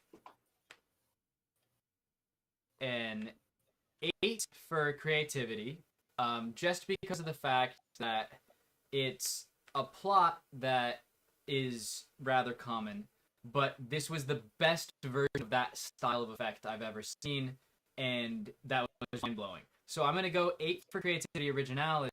I'm going to give a 10 for entertainment level because of the mind-blowingness, and I'm going to give 9 for personality. Okay. Oh, could we see the chart on screen? Yes, On stream? Absolutely. Yeah. Apologies for that. We have the spreadsheet right here. Thank you for letting me know, Mike. So, 8, 10, 9, 9, 10, 8, and 8, 10, 8, right? Yeah, that is right. That's correct, your scores? So we have a 26 for Travis. We have a 27 for Mike, and then we have a 27 for me as well. All right. So, this is so close. We got a 26.6. So Gian did just slightly get beaten out by Eric Stevens by the narrowest margin. But I don't know if we're going to have somebody that gets eliminated get a score that high. So there's a very high chance that Gian moves forward as the save. So let's go back over to the channel and let him know his score. Hey, Gian. Hello. What an I was epic feeling routine, lonely dude. right here. What an epic routine. Holy cannoli. We go to here. Apologies. We just had a slight technical thing. My camera got a little No, whack. that's All right. okay. What an epic routine, dude. Thanks. So you got a 26.6, which is just barely less than Eric, although we loved the routine so much. The only part that slightly brought down the point was just because yours was a little bit more similar to a plot we had seen before compared to his plot. But it was the best version of that kind of 4-ace plot that we'd ever seen. And it was a beautiful routine. And I think you have a very, very high chance of being the save for round 1 and getting a chance to go through to round 2 because of how high your score was. So you just knocked out Rhino from the save. and so... Sorry, Rhino. So unfortunately we need to say that you did not beat out Eric. However, that was such an amazing routine. You should be so proud of yourself for that. Thanks. Yeah. Amazing job, man. Yeah, Thanks, guys. I wanna, dude. I'm not gonna lie. I wanna learn it. I want to so learn it cool. too, dude. That was Yeah, so it's great, so man. great. That was awesome in every way. So mind blowing. Was not expecting it at all. So different from everything that you've shown us. So we're gonna bring you back into the waiting room. You can hang out with all of the other people, and we're gonna bring in our 2 next competitors. But thank you again for being a part of this, man. That was a really, really great performance. Thanks. Yes, so good. Guys, Yeah, check and out maybe Blaze Gian before we on Instagram. bring. Yeah. Oh, sorry. Go ahead. That was it. Just check him out Well, on Instagram. I was gonna transition from me to Simon real quick. Yeah, I think I'll head off, but glad to have stepped in for a little bit. Again, just a huge, hand to all the performers today and the upcoming days. And it's, I know that had that quick intermission like performance, and like I'm like, oh gosh, like moment. Amazing. So It was amazing. thank you. But yeah, again, thank you for having me. Congrats to all the contestants and best of luck to all of you. And regardless of whoever like the winner is, I think we should be showing all our contestants the biggest support. Yes, But absolutely. yeah, thank you all. Yes. Yeah, no problem. And so much thank you for jumping in again and doing for this your at such short notice, Travis. You are really great. Thank you for all performing for us live on the stream. And everybody, if you want to check out Travis again, you can see T Cards, TKARDS. Google me. That works. Google All right. All right. Bye, y'all. Peace. And now Bye, we can bring in Travis. our buddy Simon. Simon Black is coming in hot as our new guest judge. Let's bring him over to the practice room, and let's bring him up to the waiting room. And now let's bring him up to the 1v1 judges room. And we'll bring him up to the 1v1 magic room. Simon! Oh, what's good? Hold up. Thank Let you me for doing turn this, on man. Yeah, of course. Dude, it's my pleasure. Is this good? Yes. Yeah, looks great. My computer doesn't have a webcam, so. No It's worries, okay. dude. This is totally All right, let me fine. mute Quality's that. good. Nice hat. Awesome. And I Thanks, man. also want to let everybody know Oh, shit. that if you haven't seen it yet, Simon just did a collaboration with Martel on his Instagram. So it's some beastly cardistry and magic. So if you want to check out something that will make your hands hurt through the screen, definitely check out Simon Black Magic on Instagram. And thank you for jumping in as our guest judge. You guys are so sweet. Dude, I'm actually very upset I didn't get to, because you told me to come on in a half hour, so I was like, I'm going to get something to eat real quick before I judge, right? And I didn't get to see that routine from Gianluca, so I was like, but I heard everything you said about it. So I was like, damn it, like, I'm sure Dude, it was well, insane. I'm going to like- post it yeah. tomorrow, dude. I'm going to Sick. Okay, I'll post check that it out. Gianluca Awesome. routine because that was insanity. And I'm so happy that he was a part of this because he just blew our minds. Hype. So I'm gonna Thanks bring for the Ben shout out, Jones though. in and Magic Blueprint in for our next spot. I'm stoked, man. Thank you for giving me this opportunity, by the way. I love everything you do on the Discord. Like, it's so sick for the community. This is going Thank to you be for awesome. being a part of this, man. This is sick. Awesome. And all right, so we've got Ben Jones and Magic Blueprint. How are you guys doing? Your name's Bowden, right? Magic Blueprint? Welcome, Yeah. guys. So Nice to meet you these guys. are our 2 youngest competitors of the day, facing off against each other. They actually just happened to choose the same time slot, so it wasn't me trying to rig the system. But I'm really excited to see their magic. Ben's been jamming with us a little bit on the Discord. This is my first time meeting Bowden, but welcome, guys. And Ben, are you feeling good? Are you ready? Because you're up first. As good as I'm gonna feel. All right, as good as he's gonna feel. Let's bring Ben Jones up. Welcome. And your time All right, may I starts now. begin? Sounds good. Okay, so I have a pack of cards here. What I'm gonna do is, well, first of all, you're all magicians. You all know the plots of oil and water, yes? Yes. Yes. Now, for those of you who don't know what oil and water is, I have a demonstration for you. This is a cup with water and oil. You put water and oil in a cup, the oil will rise to the top and the water will go to the bottom, and they will separate perfectly right here in the middle. And what magicians do is we take advantage of that principle in magic. So I'll show you a small example. You have 2 red and 2 black here. So what we're going to do is we're going to go red, black, black. Just like we're going to snap our fingers. And just like the oil and water over there, you'll see they separate into red and black like this. Bro, I'm Now, fooled. I've never liked what people could do with it because it's never really felt personal to me. It's never really felt like they have a say in it. It's all just the magician and 4 or 6 cards, right? So I'm going to give you guys a say in the oil and water. You're going to do the oil and water for me. So, Blaze, can you name a red card? Any red card that you want? Let's go with the Jack of Diamonds. Call back to Raghav. It was on the bottom. I should have milked that. Never mind. Okay. All right. Mike, can you Double name any move? black card for me? Can you name any black card? Yeah, let's do the 7 of spades. 7 of spades. Okay, right here. Great.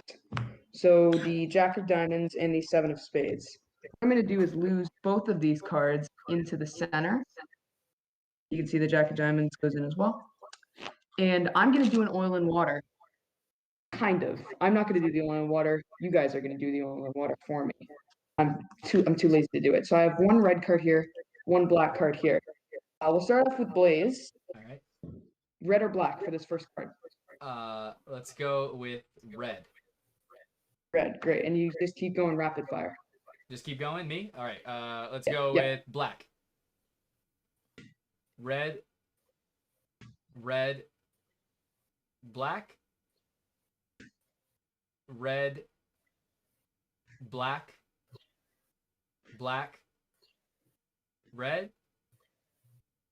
red, black, red, black, red. Okay, black. stop there for me. All right. Stop there.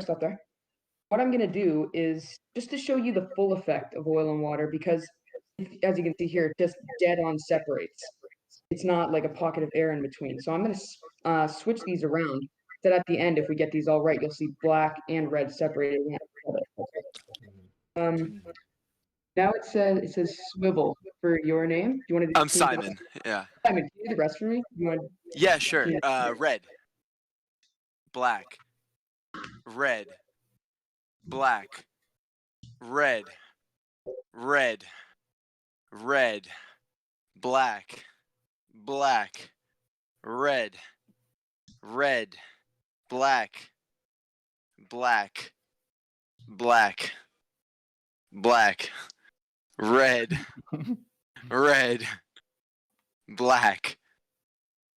red. How many more do I have? Red. Go this much. Oh, I have that many more to do? Red, black. red. Then 4 blacks. 1, 2, 3, 4. Okay, go. Then Let's 2 reds. 2 red. And then black, red. Black, red. Last one. This is pressure. Green? No, red. Nailed it. What are the colors again? Nailed it. You got it. Sick. Nailed it. So, what do we have here? We have 2 piles. We switched in between. So if I did this right, well, if you did this right, you'll see in the middle there split red for black. So I'm going to check this out right now. No way. You nailed it. Absolutely nailed it. Thank you. Dude, do you want to see? Do you want to see? Yeah. Yeah. Yes. Okay, before I show you this, when oil and water, if you were here and you looked really close, you would see a few of those oil particles getting mixed in with the water by accident. And the same thing goes for the water to the oil. You made 2 selections at the beginning. I'm not going to touch anything, just so you guys can see. I'll bring it down here for the camera. You made 2 selections. It was the 7 of spades and the Jack of diamonds. Look at this. Over here, you separated all the red cards from all the black cards. Okay. Except right over here, the small piece of oil in the water, the 7 of spades, the card that you named. And also over here, you separated all of the red cards from all of the black cards, except for the one red card you named, the Jack of Diamonds, right there for you. Holy Awesome, cannoli. man. Nice. That was great. That was fire. Thank you so much, Ben, for doing Or this. it was water, actually. That was Yeah. water. That was mad water. Dude, that was mad water. chill. That was water. Bowden, we will be right back, and Ben, we will be right back. We're going to jump in our deliberation room, and we will give your scores very soon, all right? So we're going to jump in, and we'll see you soon. All right. So make sure you turn your camera on every time we switch rooms. Gotcha. You're sideways. Okay, well, so Ben Jones is, remember that name, everybody, because he's going to be a gigantically famous magician. That was How old is that kid, do you think? How old? He's like 14, 12, 13? He's 14. Bro, he's incredible. He's going to be the... I can't swear, right? But he's going to be a monster, dude. Dude, he is for sure incredible. Yeah. So, what a beast. Dude, he took like a problem with the effect. I don't know if it's his handling, but he took like an issue, which is like that, oh, you have to switch if you do this like oil and water, right? And he just made it part of the dude, effect. And I think we both reacted at that moment because we were like, when he was like, I want to use that we'll line. See if you I'm like, oh shit, it totally makes sense, dude. It's like, that's it's cool. the best way to explain the justification for that, color sense. Like that, he's like, oh, because most of the time for most handlings, like the Armstrong version or like a bunch of handlings, right? You have to like be like, oh, when am I gonna do the switch, right? And he's just like, oh, what if I just don't do that part and justify it presentationally instead? You know? Yeah, It's he's sick. like, oh, well, if you have just like, and the fact that he had the oil and water next to him as like a visual representation was a great, touch. And the fact, I mean, it's like, man, to be at that age and just have such. He didn't mix it sense though. I would have liked if he'd mixed it and then showed like little, the separation. showed the little over time. particles. You know what I mean? Yeah. No, because like I've seen it before where people have had like a vial of it and they mix it when you show like the cards are separated or so it's like mixed up, and then by the time they make the decisions, then it's separated here too. You know what I mean? That's good. Yeah. Yeah, I was but just gonna it's say, still amazing. To be that age and to have that kind of innate sense for how to present is just that's just really incredible. Phenomenal. So I'm Phenomenal. Super excited. Also, Spidey just let me know that he's here and his internet's back up. So I'm gonna drag him in, and I would love you guys. Simon, I would love to hear your feedback. We'll go with Spidey's score for this next guy, Bowden, just because Bowden he is a fan of Spidey. So I want to make sure that like Spidey gets to see the guy that he already knows in here. But I would love if you stayed in. We got your feedback as well. So it's still an average if you take the average of 4 though, right? Yeah, it's still an average. We could take the average of 4 judges. Yeah. It's up to you though. It doesn't really weigh in. Yeah, I'm gonna vote in him this high round. as hell, so it doesn't matter. We'll do it for this round. So, let's see here. I think for creativity, originality. Let's see here. I'm gonna just pull up the spreadsheet on the stream so everybody can see. For creativity, originality, man, I think that it was really well done. Obviously, it's a classic routine, and he's taking oil and water and mixing it with color sense, but presenting it as oil and water, which I think is a thing that people do. But I'd say for personality, like, man, the kid is like, he's just felt like the most comfortable performer ever. Yeah, super comfortable. I feel like I've been talking over you, Mike. What are some of your thoughts? Oh yeah. First I want to say that it was a very comfortable performance to watch. Like the anticipation, like we all wanted to see what was going to happen. He's gonna probably get scored high for me in the entertainment and personality section, very highly. And I mean, I can go first if you'd like. Mm-hmm. Okay, so so I'm gonna do a score of 8.99. So 8 for creativity, originality, 9 for entertainment, and then personality is also gonna be a 9. Okay, so 8.99. Yes. Yeah. Really strong. I would say. And also, I just want to also say that I think it's great how he included a trick with all the spectators to choose cards and be a part of it, and made it as universal of a trick as it could be. Because I mean, he could have just done this with like one person, two people, but he used us all, which was awesome. Yeah, absolutely. What are you thinking, Simon, score-wise? Yo, dude, if I could give this man 10s across the board, I would. But to be, but because he's so good, I'm very inspired by this kid, right? Yeah. But creativity, originality, I think was we can all agree probably the least because the entertainment was so high, right? Yeah. It's not that the creativity and originality was low or anything. It's just that like I'm honestly gonna give him like entertainment wise, I'm gonna say 9.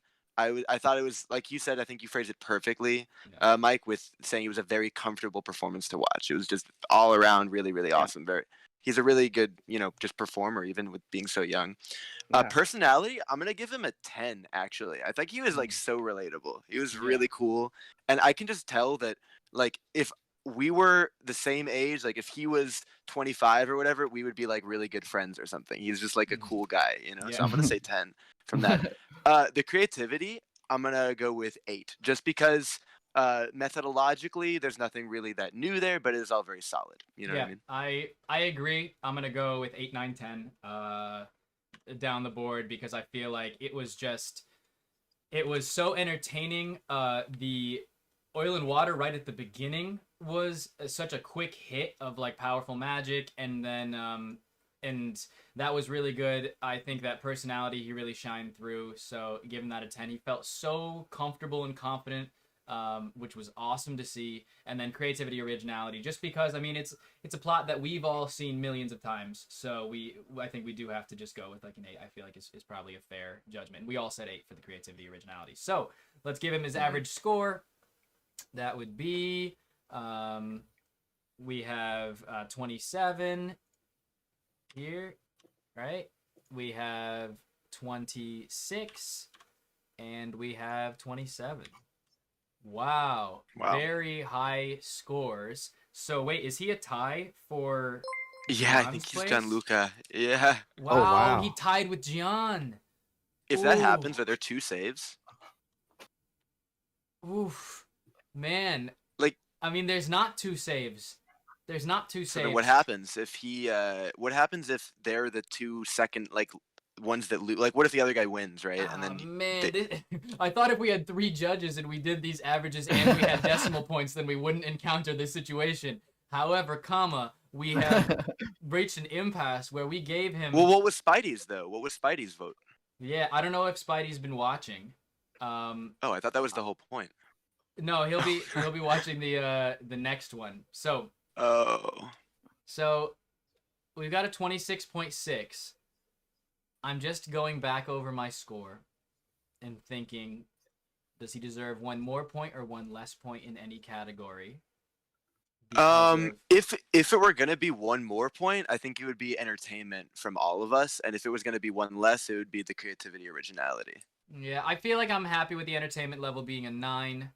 With the kicker, I'm gonna be the guy that actually says, I think for creativity, originality, because of the plot being very common, I'm gonna actually dock down to a 7. Man, he doesn't deserve that. Man, this is so tough because I'd love to also give him another point. He also could still win the round. Wait, you know what I mean? We could do an audience poll. Yeah, I was just about to say, let's do an audience poll. All right, let's poll the audience. Let's poll the 1 audience more point. because there's no way to fairly do this. I don't want to change my score artificially after the fact, so I'm gonna go to Twitch, and let's make a poll right now of who do you think won. So here, let's go to my. Well, it's not who do you think won, right? Because the other guy hasn't even gone yet. No. Who won between Gian and and Bowden? You know what? I see. You know what? We'll save that until after Bowden performs. We're stalling on Bowden. All right, so Okay, let's go yeah, back to Bowden. yeah. We know his score. We can decide who wins between those, and then when it comes to the save, we'll figure that out separately. So let's jump back into Yeah. the channel. Yes.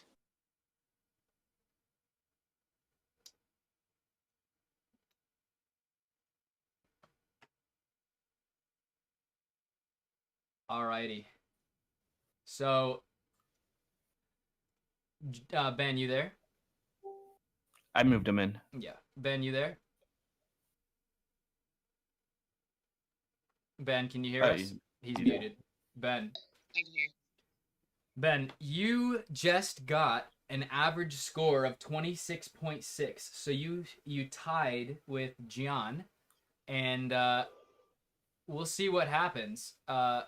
You got a score of 26.6. Now it's time for Bowden's performance, and that was a really, really high score. Incredible job, man. All right, let's Thank go you. for So good. So good. Bowden. All right, All right. Yes. Bowden, it's Let's your see turn. this. I'm You excited. ready? Be proud. Okay. You ready? All right, so I'm gonna start your time now. Okay, so you see that I have a shuffle deck, right? I Mhm. can give it Yeah. mix.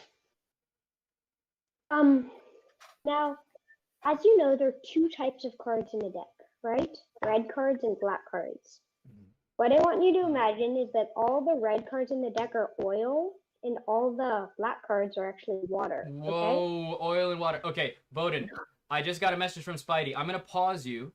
We'll have you perform, but I want to make sure that Spidey gets to see you because he knows you, and I feel like this would be a really good thing for him. So, I'm gonna give Spidey a call right now on Discord, and I will be right back. Sorry to put you on hold, but I really want him to see your act. So we'll be right back.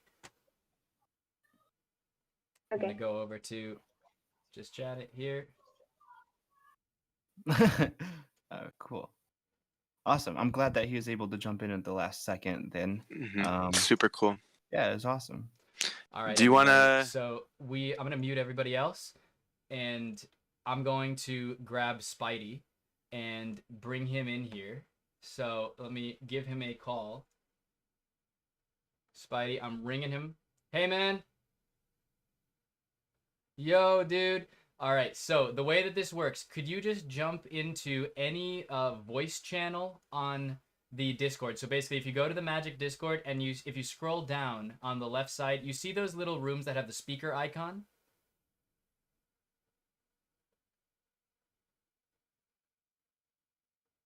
Yeah, I can hear you. I can't see you just yet. I see your virtual cam thing. No worries. So Magic Blueprint is about to perform. Were you able to watch any of the stream? Okay. Yes.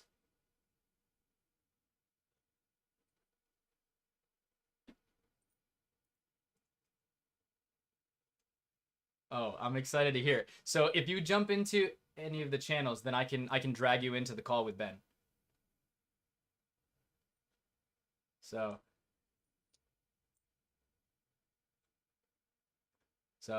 we're holding for a moment because Spidey's power went out. There's a big blizzard going on the East Coast. It's a ton of snow that's been happening all day for me. I was worried about my power going out, and unfortunately it happened to Spidey. But he's got it back, and now we're ready to have him jump in to the call and see Magic Blueprints act. So in the meantime, I'm gonna show a magic trick to everybody on Twitch. So here we will go with this. All right, so let's bring out a few cards. Let's go with the 4 aces here. And now I've got the 4 aces. All right, Spidey, are you there? Can you hear me? Did you mute yourself? Or disconnect your mic? Spidey, if you just in the server. Apologies for everybody with the technical difficulty. Spidey, can you hear me? Hey, yes, I can hear you now. All right. So, Spidey, if you go to the Magic Discord, on the left, the thing with the green hands with the aces, you see it? Okay, and then on the left side, if you scroll down, you see a bunch of channels that all have like a hashtag next to them on the left, right? If you scroll down, there's things with speaker icons. Do you see that there's like people in there, like Ben Jones and Magic Blueprint and stuff? I will show you right now. I'm going to share my screen. Yes, voice channels, and you see the voice channels that have the little speaker icons next to them? Okay, do you see the voice channel that's called Just Chatting? Can you click that? Perfect, perfect, perfect. All right, now we're jumping in, and we are happy to welcome Spidey to the stream. Spidey. So, apologies to everybody that was watching, but we wanted to make sure that Spidey was able to see this. So, we're going to go back to... oh, do you have Twitch open? Okay, yeah, you can close Twitch. Oh, you see it on Discord. Do you see all the people on Discord right now? If you just click on the 1v1 Magic voice channel right now. No worries, man. No worries, man. He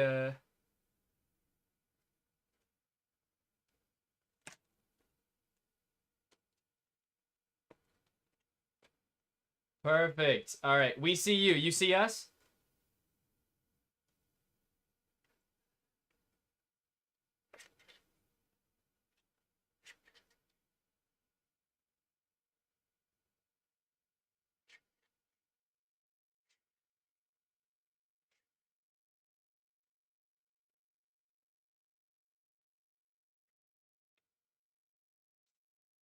Oh, dear.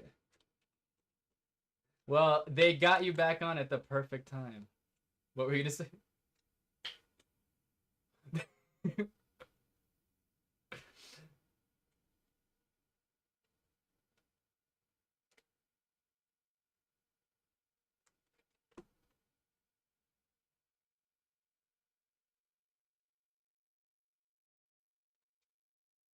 I didn't know that, huh? I was the corporate entertainer virtually for his mom's company. So I don't want to give any more details than that because we don't need anyone stalking them. But because of what happened, I was the entertainer at her work for their corporate Christmas party, and Ben was featured in that show, and he did like an act for everyone, and he slaughtered it. He was, and I didn't see his act today, but I saw you guys talking about him, and I totally agree with everything you said. The guy's such a champ at his age. So, yeah, and we have a very interesting matchup right now because Ben just performed a Dope Oil and Water, and right when you texted me that you were available, I paused Bowden from his performance, and he just let us know that he's about to do an Oil and Water of his own. So this is a head-to-head matchup. And I'm super excited because I hate Oil and Water. Technically, it was out of this world before with Oil and Water presentation. That's true. That's true. Some color sense, some out of this world, everything. It was. Bowden did something on my stream when he was on there that just fried everyone, and I'm not ashamed to admit that I'm not entirely sure how it was done. So I'm excited to see this. I even have my scorecards, guys. Oh, wow. Nice. This is extraordinary. He's got scorecards. Why didn't we think of that? I'm doing it too. I know. Why didn't we think of that? What? You only got 8, 9, and 10, he's though, right? already enhanced the quality of the stream right away. It goes as low as this. I don't expect to be using this today. Also, Blaze, I wanted to say something. Yes. Because I want to apologize for giving you a panic attack and not being here in time, I'm doubling the prize of the winner. What's the prize of the winner? Well, the prize of the winner wasn't a monetary prize, but well, actually, no, it was. It was that we were going to give a $50 gift card to any Magic shop that they chose, as well as they get a Magic Discord hoodie that says 1v1 Magic Champion on it, and they also get the 1v1 Magic Champion rank on the server. So okay, it's $100 now. It's $100 now. So whoever wins now gets $100 to any Magic shop. Thank you so much, Spidey. That's we so really generous, appreciate that. That's really generous of you. No, it's sorry. Like I pride myself on being very professional, and this was just a mess. So I'm very sorry. But I'm glad you guys figured it out. I was so afraid of my power dropping out. I'm here now. Panic's over. Panic's over. Spidey's here, and now we can watch Bowden's act. Sorry for putting you on hold. But Bowden, we are ready. Floor is yours. Make sure you unmute yourself and give me a thumbs up when you're ready for the timer to start. Okay, get started. All right. Okay, so you can see that I have a shuffled deck of cards, right? I can give it one final shuffle. And as you know, there are two types of cards in the deck, right? Red cards and black cards. What I want you to imagine is that all the red cards in the deck are oil and all the black cards in the deck are water, okay? And what happens when you mix oil and water up? You separate. All the oil or all the water actually sinks to the bottom and all the oil rises to the top. So in theory, if we let these cards sit, all the black cards should sink to the bottom and all the red cards should rise to the top. Oof. Oof. Okay. But actually, no matter how much you mix oil and water, if you let them sit, they will always separate. Okay? What I'm going to do is mix the oil and water up. We can give it one final cut just to mix it up. Sorry. Oops.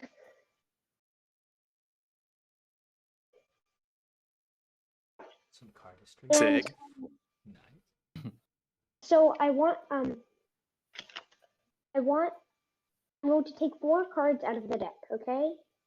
I'll take this, and this. Watch. I took out 1 black card, or 2 black cards and 2 red cards. What I'm going to do is take 2 of the black card, or a black card and a red card, and put them like this. Then I'll take the other 2 and put them face up in the middle of the deck. Okay? Now, one by one, I want you to tell me where to put the black cards and red cards. Okay? Okay. Like ended. Who would you want to do it? Like, just say black, red, black, red. Who? Blades. All right. Okay. Sorry. I'll do. Okay. So black, red, red, black, red. And we'll black. go all the way to the middle. All right. Black, red, red, 6 center deal. black, black, red. Bro. All right. Black, red, red, black. All right. Just a few more. Okay. We'll go with black, red, red, black. For black, red, red, black. Red, black, black, red. Red, black. What was it? Black, red. Black, red. Okay. All right. So now we met the we're at the 2 cards I put face up. Now we're going to do that exact same thing, but we'll switch the piles. Okay? Now, Mike, can you tell me, or we'll switch the piles. Mike, can you tell me where to put the blacks and the reds? Yes. So let's do black, black, red, red, red, black, black, red, black, red, black, black, black again, red, red, red, red, black, black, black, black again, black again, yeah, and then red, and red, yeah, that's what I was gonna say, red. Good. Okay. Yeah, you saying that because you flashed So, it.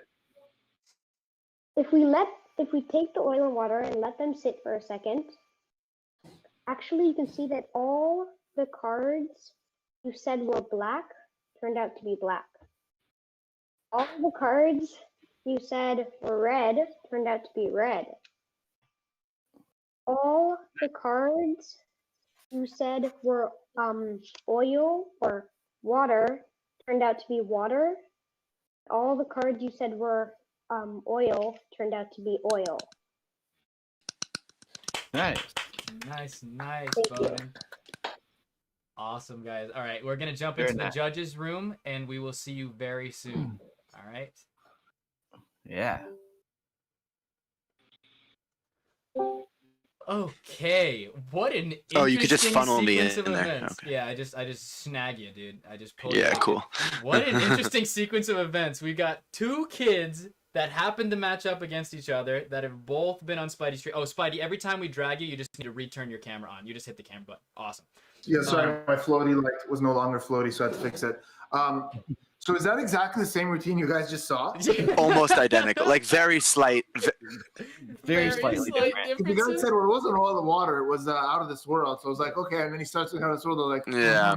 Okay. Yeah. Like What I thought tiny was little- interesting about the first one though was that he decided, like, I actually was considering like why the first one should have a higher originality score is because the cleanup that's traditionally at the end of these effects, he was just like, well, let's just not do that part. And then that's like original because he's able to create a reveal out of that, remember? Yeah, so That's cool. basically Ben, what he did is instead of doing it where he then just was like, okay, now let's switch the piles, he pointed back to his glass that he had next to him of oil and water that were separated, and he said, now when you see oil and water together, you see a separation. So now if we actually switch the colors, now you'll be able to see a separation of the colors. And it was like, what? You just justified what no magician justifies? Yeah, because So- everyone has to do a And switch. was that his idea?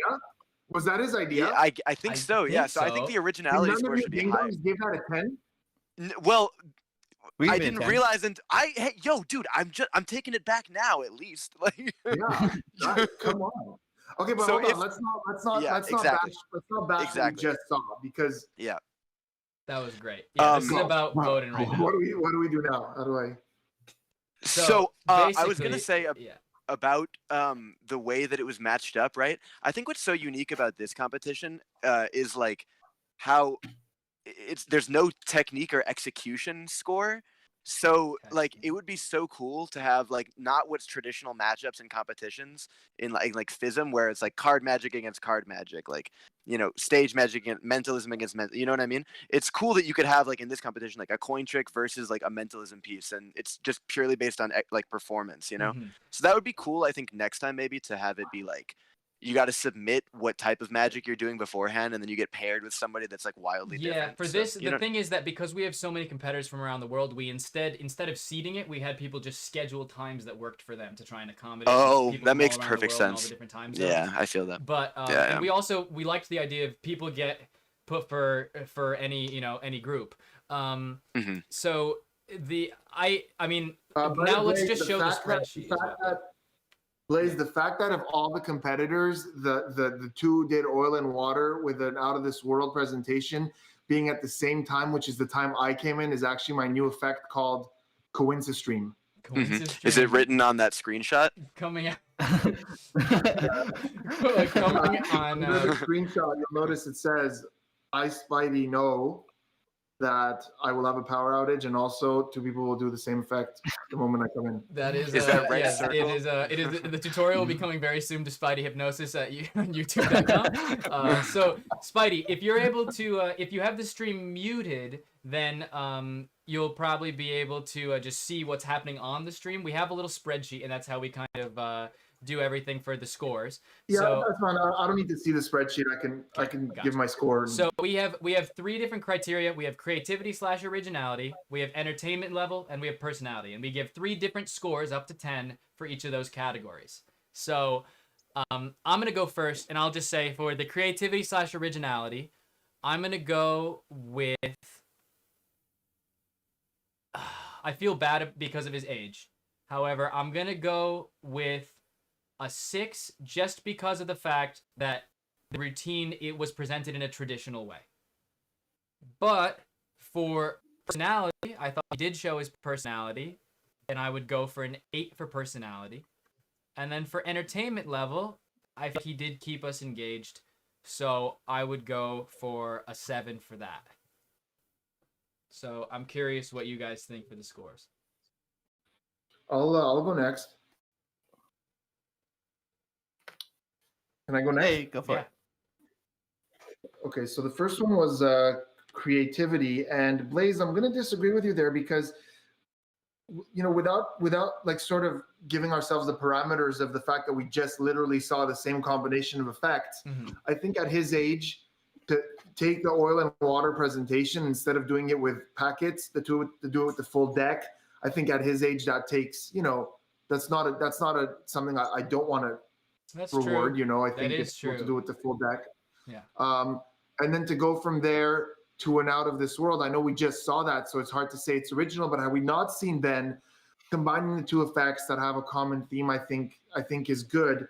So I think that for creativity, I'm actually, especially because of his age, you know, you said you don't want to take age into account, but I do. At that age, we typically just do things as we're taught. So I do want to credit the fact that at his age, it's a bigger leap, and I'm going to give him an 8 for creativity. 8 for creativity. Oh wait, that's in the Simon category, in the Spidey category. 8. Oh, do I get a vote? Up to you. We usually do it with just 3 people, but it's still gonna average anyways. Cool. We'll do the next one is what? Personality? Yes. Entertainment. Entertainment level and personality. Entertainment. So for entertainment, I think for entertainment and for personality, I have the same problem, and this is where I apologize, Bowden, but you're gonna lose points in my head because Bowden, I've seen you do a more interactive trick where you talk and you're actually very charming and very charismatic, and your entire second phase was almost silent. And you know, when I do Out of This World, one of the things I think is important is when they're making those decisions to comment, to make jokes, just to keep them engaged, as opposed to literally 50 times just saying red, black, and just following what they're saying. That would have been a good opportunity to show your amazing personality, which I've seen before. And we saw in the first part of the trick when you were talking about, don't worry, I was very captivated. But in that whole second half, there was almost no script. It was like a knocked right out of Shin Lim's repertoire. So we're going to go for, on both, we're going to go with a 7 for both. 7 for entertainment and personality? Yeah. All right. Does that make sense? Yeah, makes a lot of sense. What do you think, Mike? Cool. Yeah, I agree with a lot of what he just said. My score is a little different. I'm gonna start off with creativity, originality, and put a 7 there. Okay.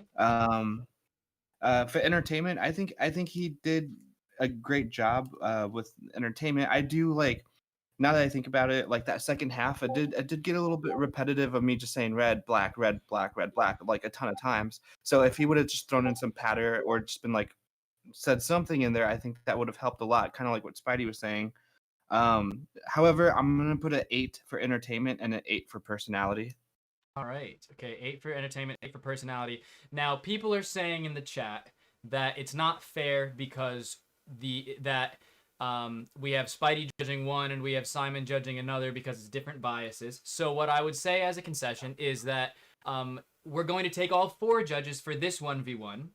And Spidey, if you could, after this, go back and check out the video of Ben, then you can give a score for Ben as well. And then we can average those together. And we can make sure that it's all 4 of us taken into account for this specific round. So Simon, what would you think for this category? Oh, I feel like a lot of what I'm saying, what I want to say, has been said already. But what I want to reiterate and make clear is that this is not biased. It shouldn't be anyway, because we just saw an effect that is the same beforehand. Like, it shouldn't be. I'm trying to take it all into account, right? Yeah. And by that very nature, I think I need to give it 1 less point on creative and originality, simply because there was something original about the other one, and that thing was not present here. So I think whatever I gave 8, right? So this has to be 7, I think. for me, just fairly, right? Mm-hmm. Entertainment level, I think I mean I was entertained throughout. I think he is charming. I don't have the experience that Spidey has of seeing like him perform something else, so I have nothing to fall back on that. But I thought he was pretty charming here. I'm gonna also give it an 8 there. And then personality wise, I don't feel like I remember like my biggest piece of advice for him, I guess, would be to not like hide behind the material because like let's be honest, Out of This World is one of the strongest card magic pieces that exists. You know what I mean? Like, and it's so unique. We were just talking about this in the waiting room. It's so unique in that it doesn't have a selection. You know what I mean? And it's still so powerful. And as a result, you can very easily like hide behind your material in doing something so strong, right? So I don't know if I super got like the personality vibe from this one. So I'm gonna also go with a 7 on this one. 7. Okay. We have a 787. We have an 877. Okay, so I'm gonna average these together, and we're gonna tell them that these are their tentative scores, but they should wait until this evening to get the official scores for who's going through. But it looks to me, based on the scores, that it's likely that it's going to be Ben. But so we have a 21 for me. We have a 23 for Mike. We have a 22 for Spidey, and we have a 22 for Simon. Okay, so that means that our average, I believe, is 22. Is divided by we have 22 as our average. All right, so that means that we have Bowden with a score average of 22. We have Ben with an average score of 26.6 tentatively until we get Spidey's official score, but we'll let them know what their scores are for now. Alrighty, let's jump back in the other room. Hey guys, you miss us? All right, so we're excited to let you guys know. So Ben, we're going to let you know that right now your score is unofficial because we haven't gotten Spidey's rating for your performance. So he's going to go back. He's going to watch your performance right after we end the stream, and we'll get a score from him. And then when we post the scores tonight, you'll be able to see your official score. But from the current standings, it does look like Ben just edged this one out. He got a 26.6 compared to Bowden's 22 average. But really good performances, guys. Thank you so much for performing. Silly question for you. Yeah. When we're in the judging room, can everyone see what we're saying? Yeah, the stream can see what we're saying. They can't see your picture though. Like for example, you were holding up the cards and they didn't see that. I kept flipping back and forth a little bit so he could see we could see the cards. Yeah. So I'm gonna stay more on him, and then I'm gonna switch to it later. What are they seeing? They're seeing the spreadsheet with the scores, but I'm gonna do more of staying on you guys and then switching to the spreadsheet later instead of staying so long. I kind of realized that you guys were doing stuff now that should be seen. So congratulations to both of you guys. Those were both really great performances. This was the weirdest coincidence ever of you both doing a oil and water presentation for an Out of This World. Awesome guys, and thank you so much. We're gonna bring in our next competitors. Yes, you're both eternally better than I could have even dreamed of being at your age. Oh.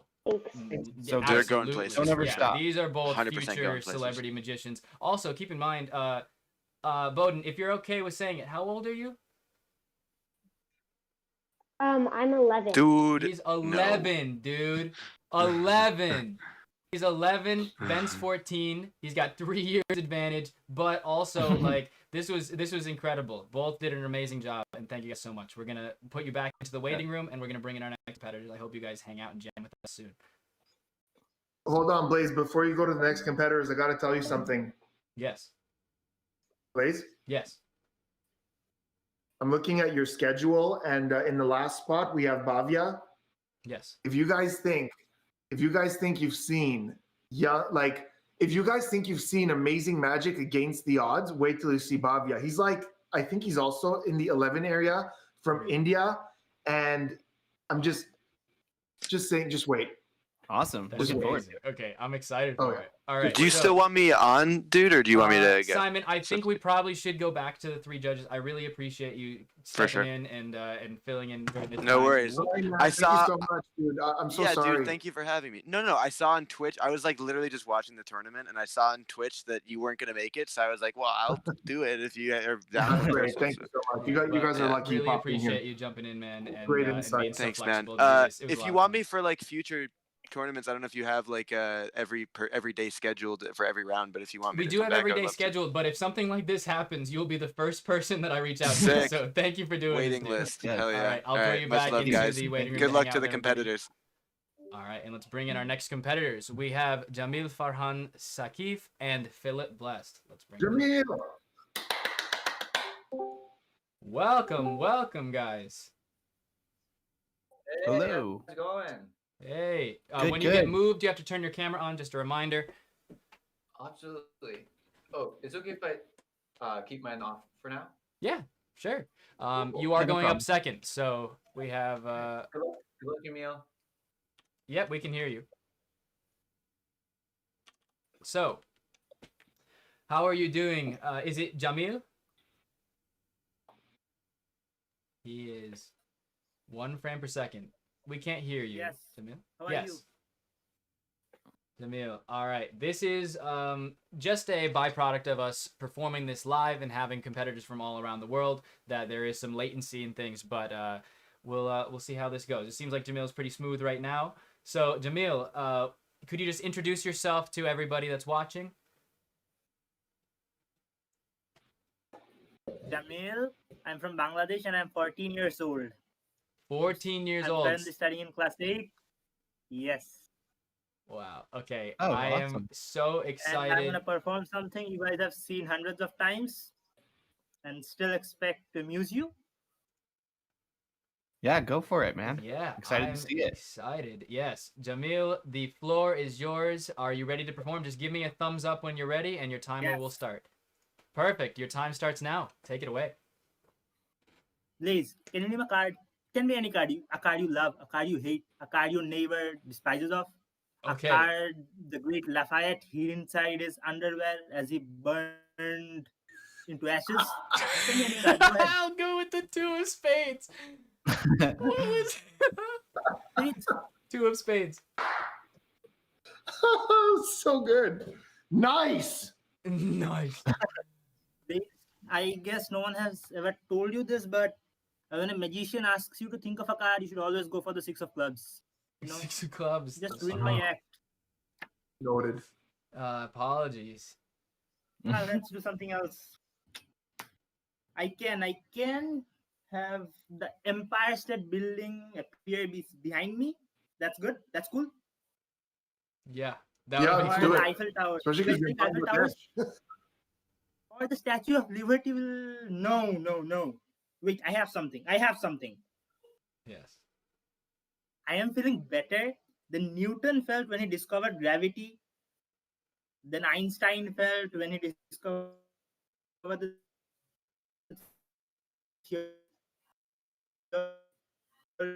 Theory of relativity. He's having a little bit of lag. Let's all turn our cameras off. Let's just all turn our cameras off just But in how case it's Archimedes lagging felt him because he's trying to get all of our data. as he jumped naked out of his bathtub. Yes. I'm gonna do a card trick. You guys there? Yeah. Okay. 1 second. We can you just wave at us? Okay, so it seems like we're back on track a little bit more. All right. Yes. That helped. Cool. Do a card trick, man. Another card trick. Come on, spirit. I've got 4 black cards here. Can you see them? Yes. Yes, we can see him. Great. And I've got 4 red cards here. Can you see them as well? Yes. Yep. Great. So the black cards go on the bottom. Coincidentally, this is also oil and water. We're just gonna Never mix heard the of it. cards. Red, black, red, black, red, black, red, and black. Now the cards are supposed to be interlaced, right?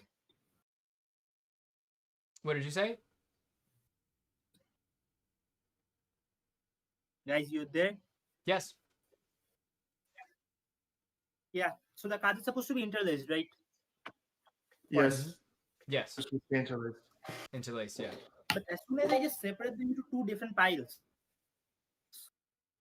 and with a snap, the cards separate themselves because here I've got the black. Nice. I'm even sure I caught Here I've got the reds. Nice. Nice. Now I know. You guys are thinking that I use some kind of a sleight hand or something, and this is not oil and water. I'll do it again, just to confirm.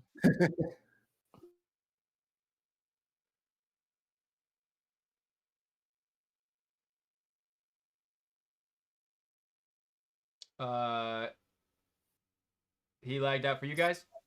Yeah. Yeah. All right. We see a queen of spades.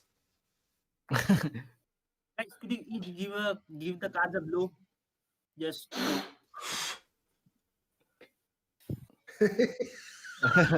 Yeah. Great. I guess that works. I don't even know what's happening, but I'm entertained. I know, dude. I turned off his timer. You have as much time as you need, man. And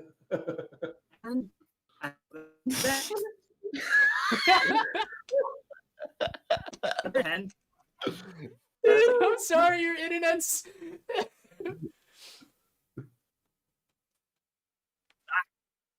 I haven't seen him move in about 7 minutes. I know, dude. Watching intensely. Dude, Jamil, we're gonna need you to rewind the TV, pause, and play back at about 2 minutes earlier. Oh my goodness. Just with this kind of motion. Okay, he brought it back. He could have switched his entire set in that amount of time. Oh my god. So we're gonna turn our cameras back on for a second. So this is the thing that happens when we have competitors from around the world, is the fact that that even if we test their technology ahead of time, they still can have random lag in the middle of the stream. And so I feel really bad for Jamil. I can tell you straight away, while we're waiting for him to come back, that he's about to get a 10 for personality from me. I'm gonna 100%, man. Like I especially love how his audio lagged and then it came back just as he was saying naked in the bathroom. I don't have any context for that. Oh my Jamil, gosh. are you there, man?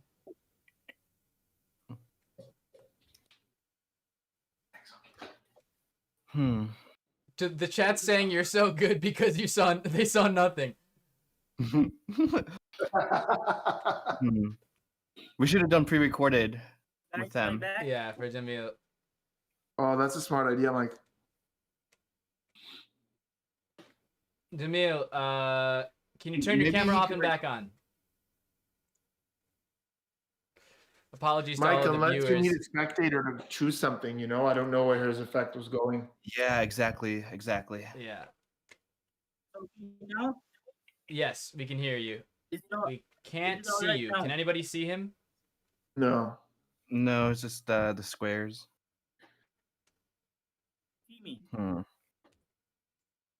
We'll see if we can get it working in the Let next me couple try minutes. If not, we rejoining. might have to do a Let me recording. try rejoining. You're rejoining? All right. Turn your camera off and back on. And in the meantime, we could have Philip do his performance while Jamil's getting his internet sorted. Yeah, let's just switch it real quick. Also, I just want to say, Jamil, that was amazing, dude. Sorry that didn't go through here. I'll go ahead and start, and I'll just let my timer start directly after I turn on my camera. Okay, I'm gonna pin you, and we now have Philip Blest, and your timer starts now. Oh my gosh, I'm so sorry. I was just getting ready to do the magic competition. Oh my gosh. Well, I guess I'll just have to do something now. Oh, fun fact. Did you know that your ears are directly connected by a tube that goes in between them? No. Oh no. No? Well, They are. thanks to the latest developments in technology due to the COVID-19 pandemic, we can actually do some pretty cool stuff using Q-tips. Is it okay if I show you guys something? Yeah. Yes. Awesome! Oh my gosh, I'm so sorry. I just dropped a Q-tip. That's so weird. Where'd it go? Where'd it go? It's weird. Well, anyway, that's not what I was trying to show you. This is actually what I was trying to show you. So it's pretty slick, actually. So you see, you can actually put the Q-tip. Ow! Okay, that actually hurt a lot more than I was expecting, but kind of crazy. Nice. Nice. It's really weird, but you know what's even weirder? What's even weirder is there's actually a second tube that goes from your ear to your nostril. It's really crazy. So if you actually go through again, why did I do this? You can actually go through. Go. Oh! But yeah. And then the weirdest thing is that somebody who did this would do this. Okay. Brody. All right, man. And that's the routine, dude. Yeah. Nice. Okay. That was the weirdest Whoa. oil and water I've ever seen. It's the weirdest oil and water. Thank you so much. We're gonna jump into the judges' room, and we'll be right back with you, Philip. Cool. All right, guys. So, Wow. So straight away, I'm also going to just do this and make sure That was so cool, man. Yeah. Dude, that personality is like, I felt like he was in the room with me. Just how vibrant he was with right off the bat. Like, he's like, whoa, I didn't even realize. Wow. Commitment to character. Freaking, we got some theater up in there. Yeah. I think I mean, I don't know what's been going on for the rest of the competition, but that's two really strong contenders when it comes to personality, both in a very different way. You know, we haven't really seen Jamil yet, but like it was a great energy. But this was incredible. You know, came out of left field, like caught off guard. You know, turned the camera, caught off guard, goes right into his act. Great presentation, confident speaker. All around. You know, I'm so happy we're not judging the show. The competition with technicality, because technically it was, you know, what was it technically? It was more painful than technical. Yeah. Yeah, very true. Wow. Well, I think that I love the fact that he had a whole narrative with it. He had a whole context that made everything make sense, you know, like starting off brushing your teeth and stuff. I'm going to go straight away with a 10 for personality. For entertainment level, I mean, the only thing I wish would be maybe that it was a little bit longer, but at the same time, I have to judge him for what he did, not for what he didn't do. So I want to give, like, for entertainment level, I would give like an 8 or a 9. Just because it was so short. Maybe I'm gonna go with an 8 for entertainment level. And for creativity, originality, I'm going to go with a 9. I feel like this guy also has more tricks up his sleeve. Actually, so I'm going to give him a a 9 entertainment level. I really enjoyed that. All right. Yeah, it was entertaining. Yeah. Spidey, you can go next if you'd like. So I think we can all agree that for personality, it's a 10. Yeah. So I'm holding up my 10 right now. Yep. Just want everyone to know that I brought scorecards. And for entertainment, you know, I'm dancing with it a little bit, because here's the thing. You know, you look at entertainment in two different ways. Like Derek Delgadio is entertaining in a very different way than this is entertaining. You know what I mean? To me, when I think of entertainment, it's how much does it entertain me, Spidey, an adult intellectual. I do this because I'm also an idiot, but like I like to be challenged intellectually when I watch something. This was super entertaining, visually fun. He had me the whole time. I never wanted to look away, but it's a little bit more of a silly sort of thing. So I'm going to go with an 8 on that. Okay. Very understandable. And then for creativity, you know, there's certain things that we cannot ignore. The fact that he's in his bathroom to justify doing an effect with Q-tips, which is supposed to be a toothpick trick that he adapted to Q-tips, and now he's in the bathroom to make sense of that, because if he's sitting at a close-up table and he has Q-tips, you're wondering why, but in the bathroom he's even got the jar, and then so it all makes so much sense creativity-wise. I don't know if the idea of vanishing something and using human blockhead as a holdout is his or not. If it is, that gets a lot of points for creativity. Do we know that, guys? Do you know if human blockhead is ever used as a holdout? I've seen it as before. So there was one performer. So my friend Zach Young in LA. I remember one time, it was actually after the Monday jams that are in LA. He consistently throughout the night at random moments while we were eating would continue to just pull nails out of his nose, never putting them in. And there was also a performer, I think that was on Fool Us, that I think that he did the trick with the Oreo, where the Oreo came out of his mouth, and I think he also did a trick where he did just the end of blockhead of pulling it out of his head, but not the putting it in. So I've seen a great idea. I've seen a great idea with Blockhead, an entertainer who would put a nail into his face, just like the classic Blockhead, and then he would forget about it, go on with his show, and then later he would go to where you swallow the balloon, but as he put the balloon in his mouth, it would pop, and he'd go, oh, damn, and he'd pull it out like he'd forgotten about it, and then he'd get another balloon and go again. That's fun. So, okay. So, but it's not that mainstream, because this guy was not at your Monday Night Magic dinner and didn't see that. So I'm gonna give a 9 for creativity, because just the whole idea of being in the bathroom, and like it's also like presentational creativity, not just creativity for the magic itself. I think is really strong. Yeah, totally agree with everything you said. What are you thinking, Mike? Yeah. I also agree. My score is gonna be 8, 9, 10. 8, 9, 10. So 8 for creativity, originality, 9 for entertainment, and 10 for personality. That is it. These are some beefy scores he got here. All right. So I gave him a 28. Mike gave him a 27. And Spidey also gave him a 27, which is the highest scoring performer that we've had yet. 27. We've got an average of 27.3. So he just edged out Eric Stevens, but it doesn't matter because he's not going up against Eric Stevens. Let's jump in and see. Let's check on Jamil and see how he's doing.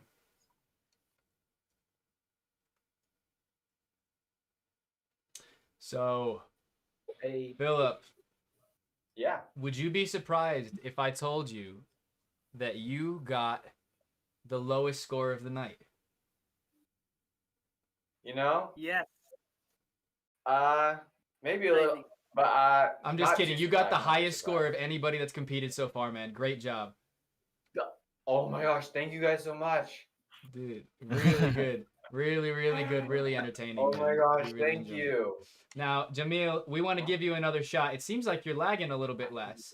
So, Philip, how has Jamil's camera been while we've been gone?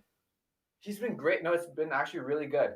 All right, I'd love to see it pre-recorded or something, but yeah, it's been pretty good. So, Jamil, we're gonna try one more time to do your act live, and we'll see how it goes. If anything happens, then we can arrange for a pre-record. All right. Should I start all over again from this? We know it's the six. We can skip the 6 of clubs part, but we can go for the rest. So it would be funny if he redid it. You said 6 of clubs and he was holding the 2 of spades. I know, right? All right, Jamil, the floor is yours. Can you think of a card? It can be any card. It can be a card you love. It can be a card you hate. It can 6 be a of card clubs, your neighbor man. despises of. It can be the card the great Lafayette died with hidden under his underwear as he burned to ashes. The 6 of clubs. 6 of clubs. Man, how did he do this? How does he do this? But It would have been funnier if you got it wrong. I know. 5 minutes time left still. I'm just gonna do a card trick for you guys. Thank you. Can you see that I have got 4 black cards here? Yes. Yeah. Great. And I have got 4 red cards here. Yes. All right. The black cards go on the bottom. I'm gonna mix the cards up. Red, black, red, black, red, black. This isn't getting up. Red, black. The cards must be interlaced now, right? Yeah. Yes. Yep. But as soon as I separate them into 2 piles and give a snap, I've got all the black cards here. And I've got all the red cards here. Nice. All right? Yep. Awesome. I know what you guys might be thinking, that I used some kind of a slide and it wasn't actually oil and water. I'll do it again. This, this, this, this, this, this, this. Now guys, could you each just give the cards a blow?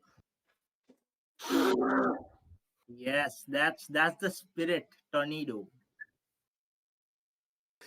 Yes. That's the power. Now, as I just deal them down, you'll be surprised to find that all the black cards have separated themselves from, of course, the red cards. All right? Nice. Yeah. Now, yes, so you guys maybe are confused. I'm just gonna do it one last time. And how many cards do I have here? I've got 3, so 4. Let's mix them up. Red, black, red, black, red, black. Spidey, you get to decide which pile do we look at first. The one on your left. On my left, great. And here, of course, we have got all the red cards. Nice.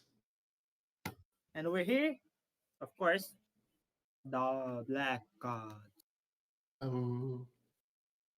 And that's the 6 of club tick. Nice. Nice, man. Great job. Your internet was much better the second time. Thank you for holding on. Jamil, before we go to the judging quarters, can I just ask you, is English your first language? No. What is your first language? Bangla. And then English is Bangla. second? Bengali. Second is English. Wonderful. Thank you. I'm going to take that into consideration. Thank you. Let's go into the judges' room. Thank you, man. All right. All right, guys. Let's turn our cameras back on. Nice. You know, it's so funny. I see it. It's so funny. The thing I like the least about him is the trick. Like I would watch him not do magic. You know what I mean? Yeah. Yeah. That guy, it just has such a great personality. And it's like a thing of, I feel like I could give him, just like Philip, I think I would give him a 10 personality as well. I feel like he's really There's 2 things you have to take into consideration though when it comes to this, and I don't talk about this enough on my stream, but I'm always thinking it. And whenever I have a guest from India or Bangladesh or that part of the world, Asia, most of Asia, not China, but like a lot of that area. There's 2 things. First of all, it's their second language. Like imagine, Blaze, what's your second language? Spanish, Italian? Just taking Spanish class in school is the second language. Great. But like so imagine doing, I mean, I guess he's more fluent in English than you are. Mike, your last name suggests Spanish. Do you speak it?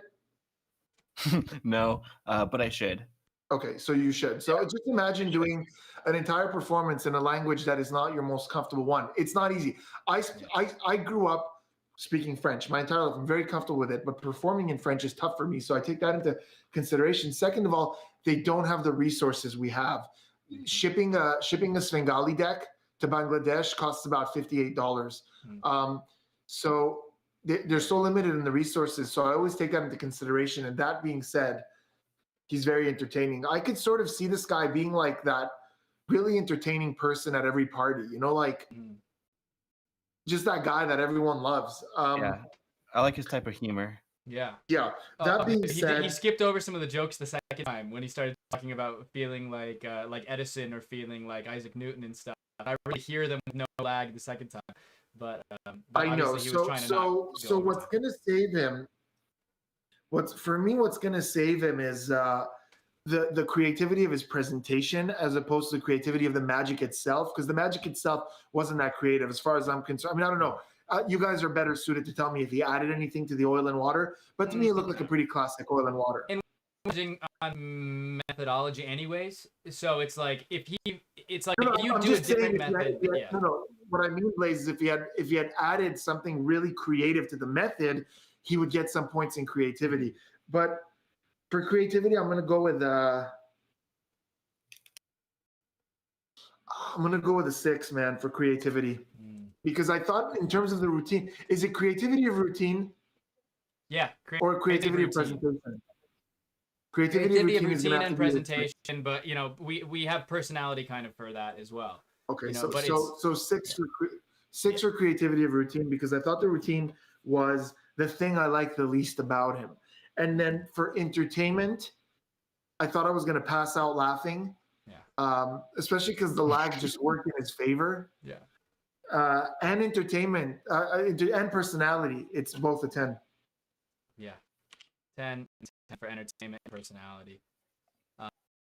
Go next if you want, and then Mike, you could follow it up. So for creativity, originality, I agree on that. I think also the thing is that I was hoping that it would be a thing of an escalating thing. The thing that happened was like that his presentation was the thing that was keeping me at the edge of my seat and holding on, but the trick, it ended up kind of, plateauing very quickly because it was the same phase over and over, unfortunately. So I'm going to also give a 6 for creativity, originality, but for entertainment level, I'm going to give a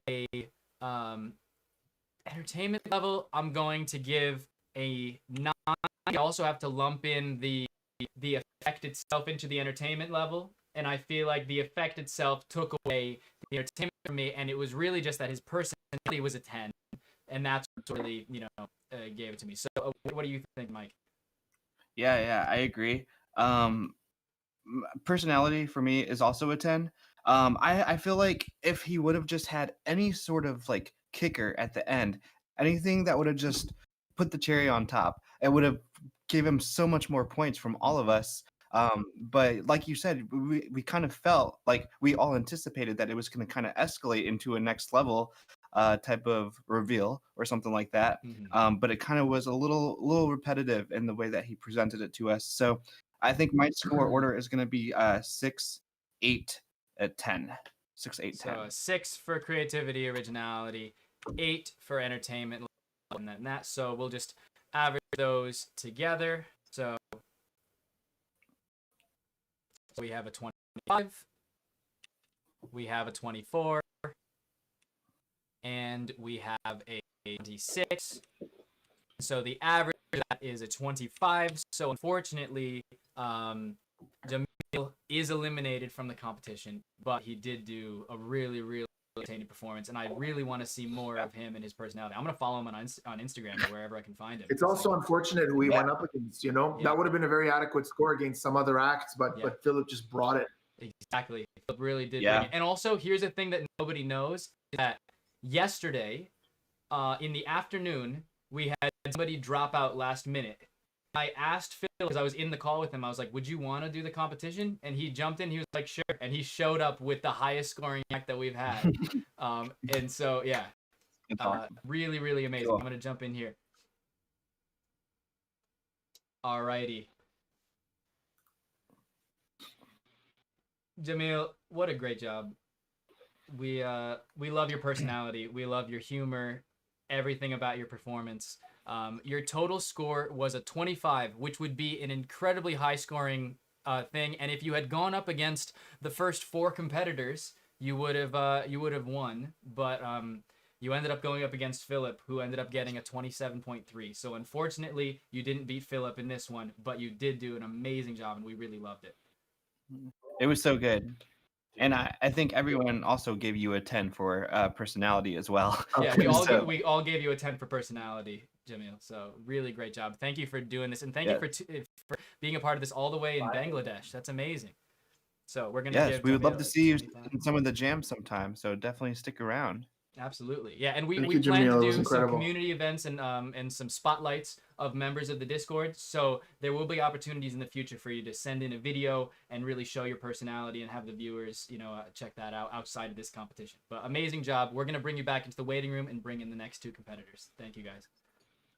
Thank you. Philip Blest is the Philip best. Yeah. All right. Now we have Noob Jeff versus Noob. Stefano. All right. Now, All right. he's calling himself a noob.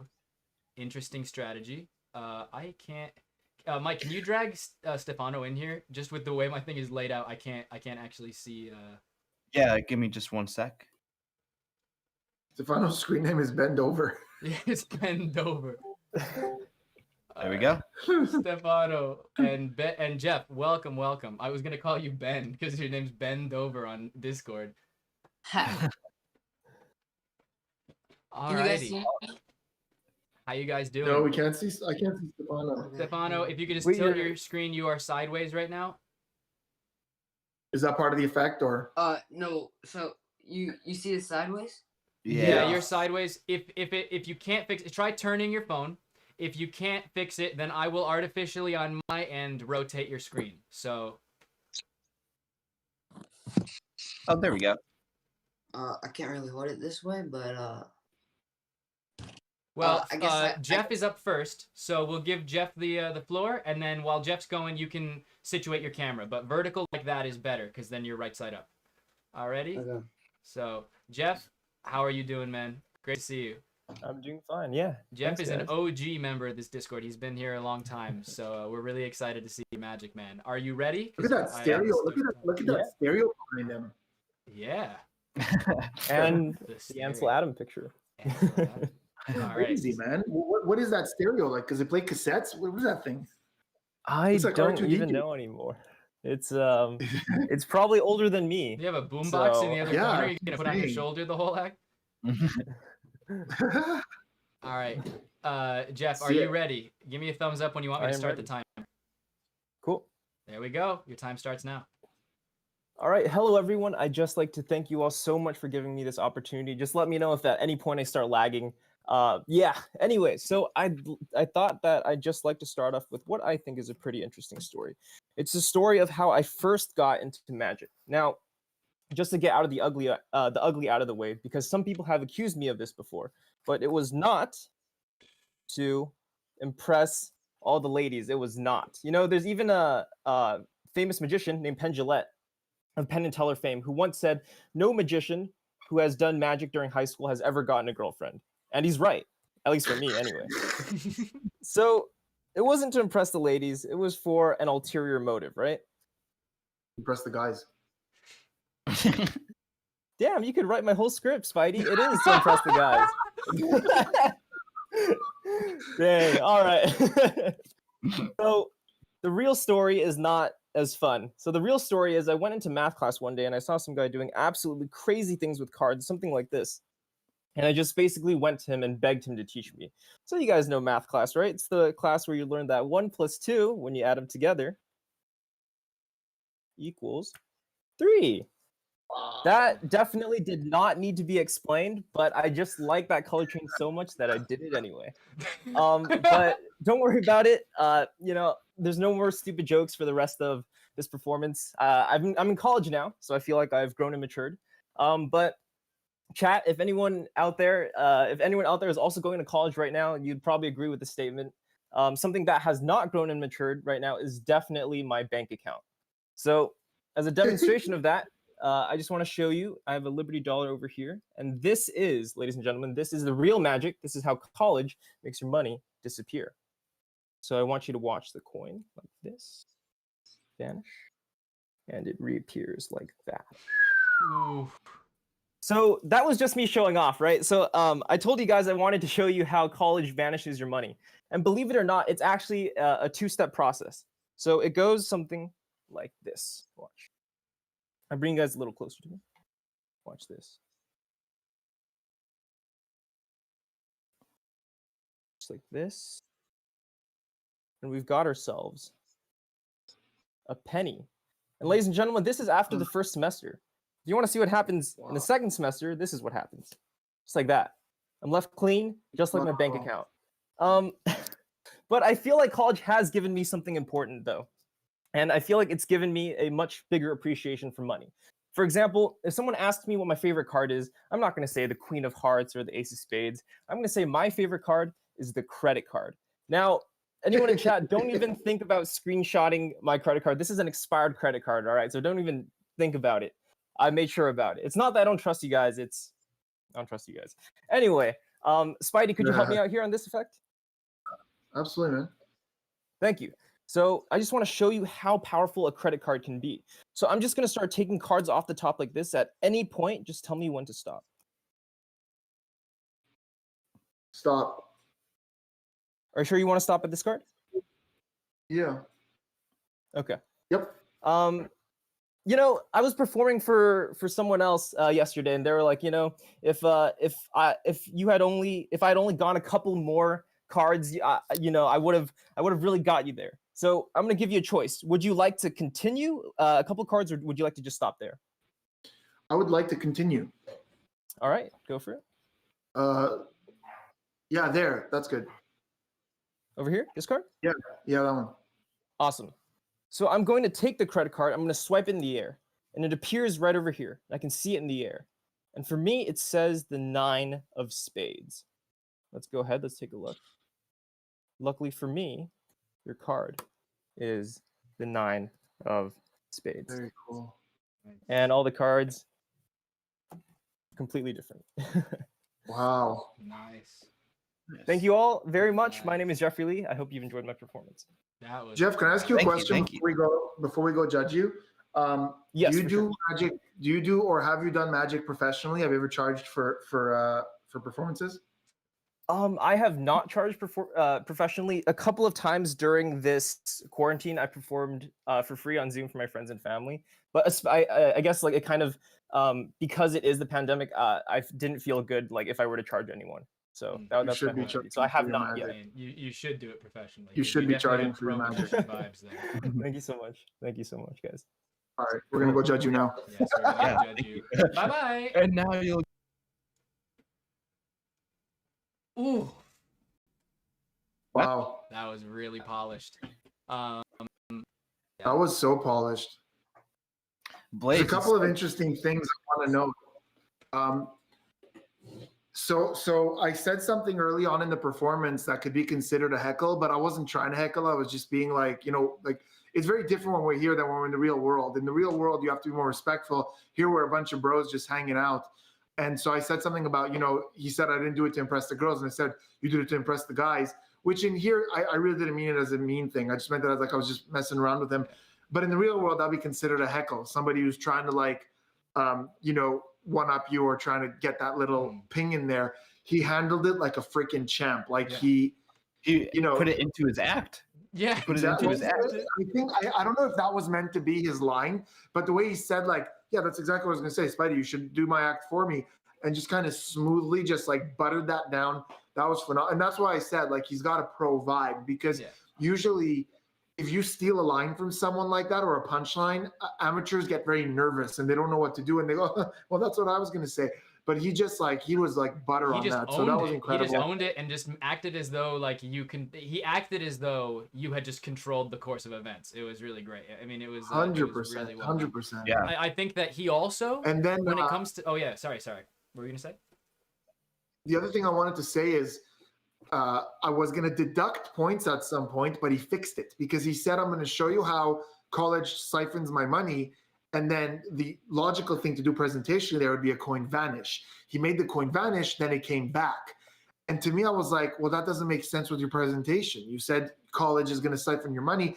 And unless you say something like, it makes it vanish, but then you get a degree and you could put that to good use, that would have made sense. But he did it, and then he talked it away by saying, that was just me showing off, guys. Let me show you what I really mean. And then he did do a diminish and a vanish. So he kind of, for me, went, so yeah. Great. It was great. I think that like it usually we don't talk that method makes a difference in this entertainment value. But I will say that there was one moment of flash that we were able to see, which was if I say the word Jeffrey. It is funny that his name's Jeffrey, that he did a Jeffrey thing, that that was the one moment of, maybe it impacted the entertainment value slightly. But everything that he did was the ballsiest stuff that anybody's done this entire time. He did the most difficult things that were so risky and did them exceptionally. And I think that it was really, really wonderful. The personality was just off the charts great. Really great lines. Everything felt like he was a professional performer. To hear that he's never done magic professionally was just mind-blowing. Crazy. Yeah. And I mean, we've seen him a few times in jams prior. And again, it's cool that this competition is happening because we're able to see stuff that we've never seen before in prior jams and stuff like that. And people are really stepping it up. And we're seeing their comfort zones if they get nervous during performances and stuff like that. And again, I think he handled it very well. He seemed pretty comfortable with his routine. I'm gonna have to think about the score. If anyone else wants to go first, I'll go. All right. I'm gonna give him for what's the first one? Creativity and what? Originality. Originality. Yeah. Yeah. So it was great how he interlaid. Like he gave it all a story. He connected tricks that aren't really connected, but this whole experience of high school and college with the girls and the guys and the diminishing money and the credit card at the end. I do wish there was more of an explanation as to why this credit card tells him the identity of my card. That didn't add up to me in my head. So I'm gonna go with for creativity and originality, I'm gonna go with an 8. Okay. My autofocus sucks. Thank you, Panasonic. It's so crazy because his personality was extremely likable, super chill, super good guy. The problem is he went after Jamil and Philip, both of which brought astounding personality, out of the way personality. So I feel like that's the 10, you know what I mean? And for that reason, it's going to be a 9. Understandable. And for entertainment, I was entertained throughout. But again, man, Jamil just, I was hyperventilating. So it shouldn't be compared to someone else, but it's sort of like after we've seen that, I feel like that almighty 10 is really up there now. Yeah. So I'm going to go with a 9 as well. 9 for entertainment level. Yeah. Mike, you thinking or you want me to go? No, I got it. I think I got it. Yeah, there's some magicians when you watch them, you kind of you kind of get nervous yourself because you think that something weird's going to happen or there's some uncomfortableness. But he has a very comfortable vibe with him, and I wanted to continue watching his routine and stuff like that. So for personality, I will actually give him a 10.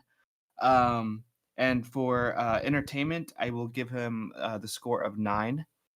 And for creativity and originality, that'll be an 8. So you said. So I know I went backwards, but it's 8, 9, 10. 8, 9, 10. All right. I think for creativity / originality, I'm gonna also go with an 8, just because I felt like the credit card thing, although it had a very good justification for why it was introduced, didn't necessarily bring much justification for the being necessary for that effect. It felt kind of out of place. Yeah. Entertainment level, I'm gonna go with a 9 as well. There was the slight mishap, as well as the fact that I felt as though the the ending effect didn't really make as much sense. Actually, I'm gonna go with an 8 for entertainment level. I feel like it was super entertaining, and 8 is a very high score, but just from those two kind of deductions, I feel like it's an 8. And then personality, I'd give him a 10. Okay, yeah. I felt like he was right up there with Philip and with Jamil for personality. So 8, 8, 10. So I've got a 26, 27, and Spidey has a 26. So everybody can. I've got the spreadsheet small now instead of making. Oh yeah, I see that. So we can see. Can you see what's actually on the spreadsheet, or is it too small? It's a little small, but All right, it then works. I'll switch to a screen where we see the actual full spreadsheet. So let's jump back in the room, and we can let everybody know that that he actually got a really high score. We have 26 plus 26 plus 27, and we have an average of 26.3. So very well done to Jeffrey. Let's back in. All right. So hello, everyone. Jeffrey, really Yes, great sir. job, man. You got a super high score, and you got a 26.3. And we really enjoyed the act. I don't want to say too much more other than that we all thought your personality was really, really great, and loved your performance. And you should be a pro magician one day if you're thinking about it. So let's bring Stefano over here. How you doing, man? You got the camera angle all set? Yeah. Just so you know, this is not a close-up pad. This is my mom's yoga mat. Just so you know. That is great context. Freaking hell, entertainment 10. We're gonna go and hit you with and just give me a thumbs up when you're ready to start the timer. All right. So Blaze, actually you can start it right now. All right. The floor is Blaze, yours. remember you got my Willie? You said big cliffhanger. What did you say? Like, remember I told you about Grandpa Willie? I don't remember you telling me about Grandpa. Now I feel bad.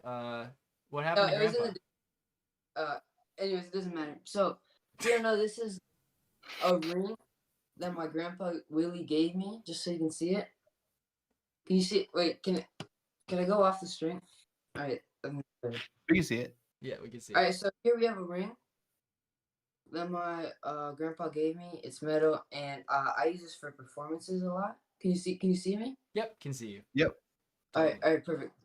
And what this ring does is he told me that it's a really special ring because it can kind of do something weird that other rings can't do. So watch, if I just wave my hand over, it should actually go to my thumb. Watch, we can even do this again. We'll put this up here, and with any luck, it should actually go to my ring finger. Nice. And we'll put that aside for now. But I'm gonna tell you, Grandpa Willie called me the other day and said that he found an effect that is gonna fool Blaze Sarah. Yeah. He said if I needed to pay $100 to watch it. Oh, don't have it. But what did you? Oh, here it is. He said I had to pay $100 to watch it. So he got the $100 and he said, so what is it, Spidey? You'll be me. Yes. All I'm you. So in the 52 cards, there is face cards and number cards. Can you take out one of them, please? Face cards and number cards. In a box. Let's take out face cards. All right, perfect. So you took out the face cards. That means we're left out of. That means that's the ones we're gonna use. So, face cards. There is a king, queen, jack or jack. Please choose one. Let's go with Jack. The jack of clubs. So you want the jack of clubs, correct? I do. And imagine, watch. We're gonna put this on my hand here. I don't know if you can see it. We're gonna bounce this joker up and down just a little bit, and you can actually see it found the jack of clubs. Nice. Nice. And one more. So I'm gonna spread the cards out, and this would just be a free choice. So I'm gonna go through. Just say stop. Blaze. Tell me. Okay, I'll say stop. Right here. Mhm. All right. So this is the card you should stop at. All right. So the card you should stop at is the 8 of spades. Can you see that? Yeah. We're gonna take the 8. Okay, I'm gonna put it in the middle right here. I'm gonna push it all the way in. Okay. Now, since this is your card, I want you to count any number. Actually, you know what? We're gonna shuffle it up just a little bit. Mix the card in there.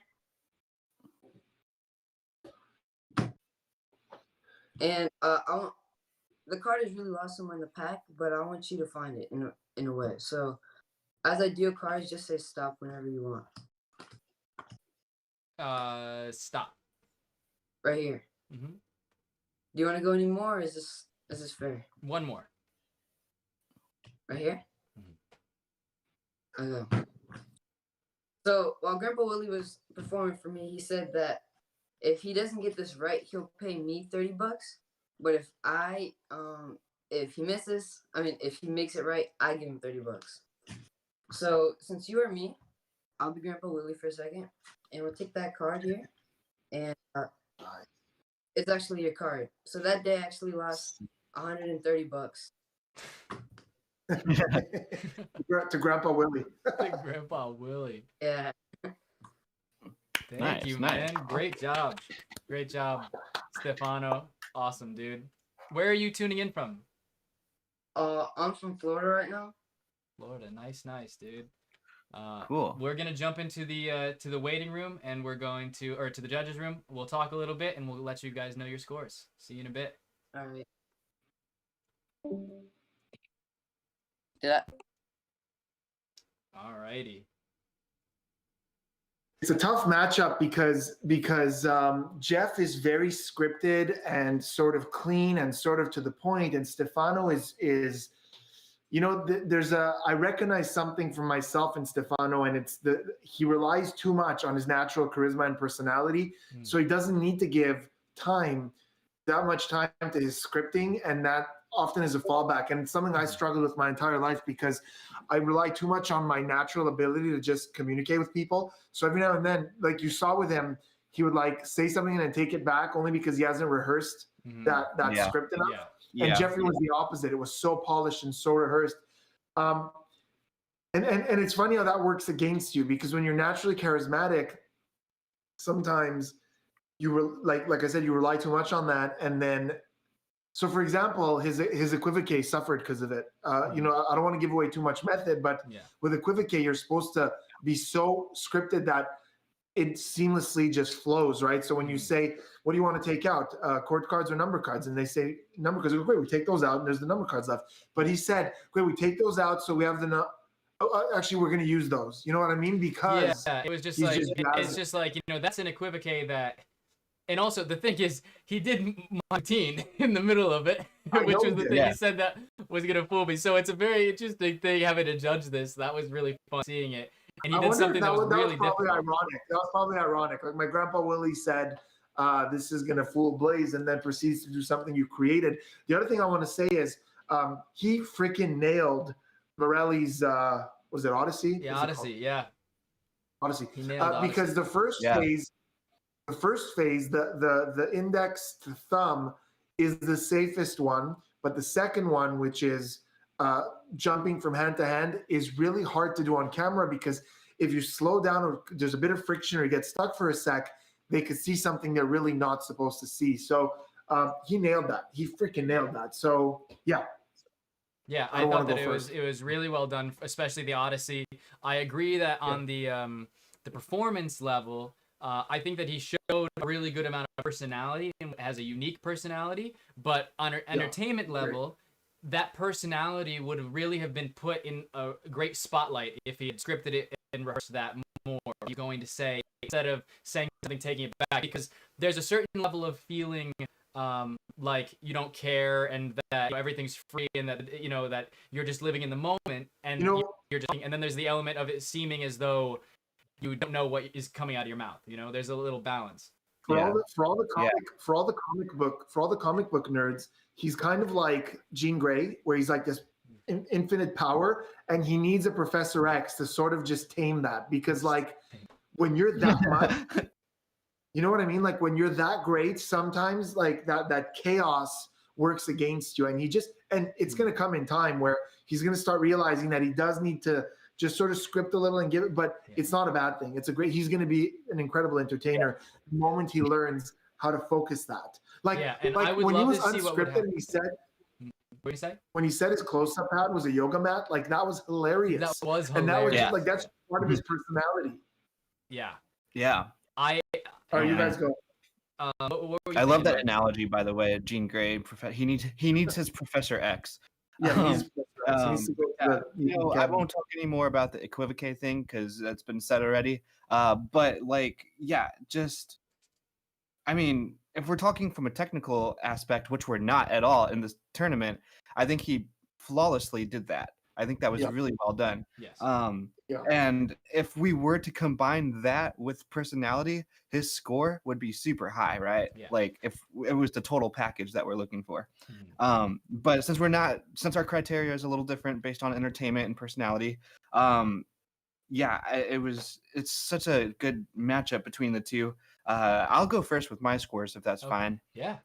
So I think for Stefano, for creativity, originality, I'm gonna do an 8. And then for entertainment and personality both, those are gonna both be 9s. Okay. Cool. Let's go. Yeah. All right. I felt for entertainment, for personality, I think that like a 10 for personality. Because of the black scripting, I think that entertainment level, I would bring that down to 8 or a 7. And then for creativity and originality, I would go for It's so interesting judging the creativity and originality of someone doing my trick. I'm gonna say I do teach that equivocation in it, which is interesting. You know, seeing him whip that out. So I'm gonna still go with an 8 for creativity, originality, but I'm gonna do a 7 for entertainment level, despite the fact that everything that he did was flawless.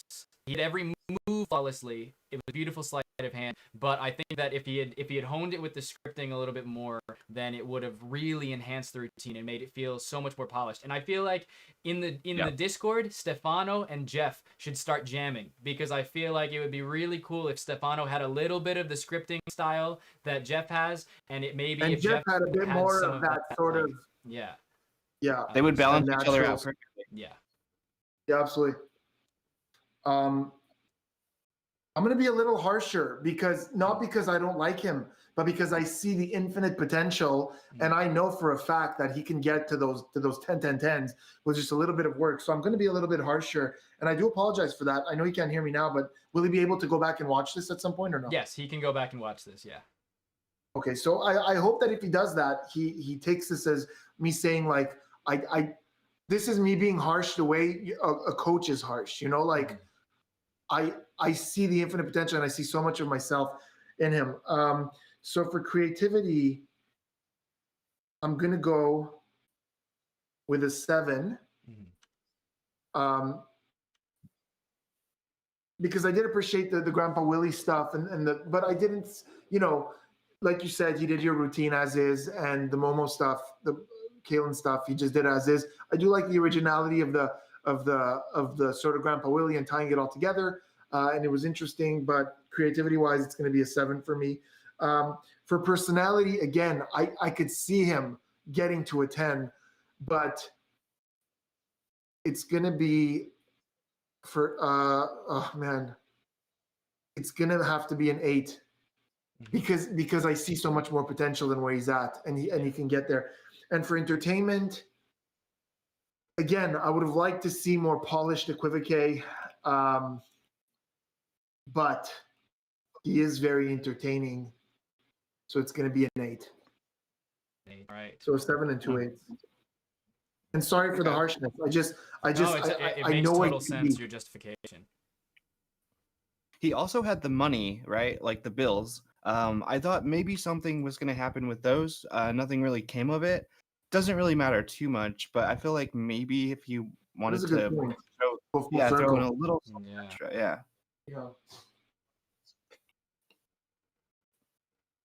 So we have Maybe you a could final send the score money of to Jeff. 24.6. That's not bad. That's not bad. No, it's a very good score. So Stefano gets a 24.6, and Jeff gets a 20.3, meaning that Jeff is moving on to the next round. Let's go and talk to these guys. Oh, Hey guys. Hello. Hey. How's it going? So, one thing that I'll say from our deliberation is that both of you guys scored super high when it came to personality. Super high when it came to personality. Some of the highest that we've had. And one thing that we thought, Stefano, and the difference. So Jeffrey did get a slightly higher score of 26.3, and Stefano, you got a 24.6, which is still a really high score and would have beaten quite a few of the performers that are on this list. But we felt as though, Stefano, you have a great personality. We love your yoga mat line right at the beginning that you did that and just set it off as such a funny tone. We just wished that for certain moments, it felt as though you weren't exactly sure what you were going to say. And it's because you have a lot of natural charisma. And so we were just thinking, Jeffrey, he was much more scripted. And so we think it would be awesome if sometime in the Discord, if you guys jammed on a routine, and Stefano, we feel like your personality would be able to shine through even more if you had just a little bit more scripting. But overall, really, really great job. Thank you. Stefano, I hope you'll go back and listen to some of the things we said when we were judging, because you didn't score low because you're not great. You scored a little lower because I see so much potential. Like, you can be one of the best because you're so charismatic naturally. And it's almost like your own charisma stands in your way because you get lazy with your presentation because I'll just figure it out. And I know, because I used to be that way too. I used to like buy a trick and just be like, I'm ready to do this. It doesn't matter. People look, what's your presentation? But it doesn't matter. I'll figure it out. And then sometimes you get stuck in your presentation because your own amazing charisma stands in your way. So you didn't score low because you're not great. You scored a little bit lower because you are great. It's just you're on your way to feel that potential, and I can't wait to see you get there. Yeah, I mean, the whole technical aspect of it is what we're not really grading people on. But you did a very technical move. Yeah, you did a very technical move. You did double agent flawlessly. I also went through my Instagram DMs. It's not just double agent, guys. You can't discard the second phase of Odyssey. That's not easy to do on video. Yeah. Live, you could get away with it, but you could get stuck. Like I said, there could be a bit of friction, and he nailed it. I didn't see a single He did do it flash on that. So yeah, technically amazing. Everything you did technically was flawless, man. It was really well done, and I appreciate you doing double agent as well. That was awesome. Really appreciate you including that in the routine. I also, to give you even more credit, was just going through my DMs today on Instagram and realized that I had totally missed a DM from you where you were asking me for help on double agent. But it seems that you don't need it at all because you just crushed it and did it really beautifully, no flash or anything. So great job, and I'll reply to your DM after this. So Yes. we're gonna bring in the next Great two work, competitors, both of but you. thank you guys so much. Jeff, you have moved on to the next round. All right, bye. Congrats, See ya. Jeff. Thank you, Stefano. All right, Bhavya is coming in, and we have Overseer Bob. Yeah, I'm so excited. You guys have no idea what's about to Hey happen. guys. All right. Last round. Here we go. Overseer Bob and Bhavya. Bhavya, how's it going? Seems you're lagging a little bit. No. Hello. Yes. Hello. Hi, Blaze sir. Nice to meet you. Sorry, what? This is breaking my heart, man. I need you guys to see Bhavya. I'm gonna He's make so you good. big. All right, Bhavya, I can see you. I'm gonna turn your volume up. I'm gonna make sure to turn your volume up all the way. Can you talk a little bit, Bhavya? I just want to make sure. Okay, just a second. Okay, I'm turning it on. Okay. Oh, that's good. Wow. There we go. Great. And we could do videos off too if we need to. Yes, we'll turn our videos off just to make sure that your internet doesn't lag.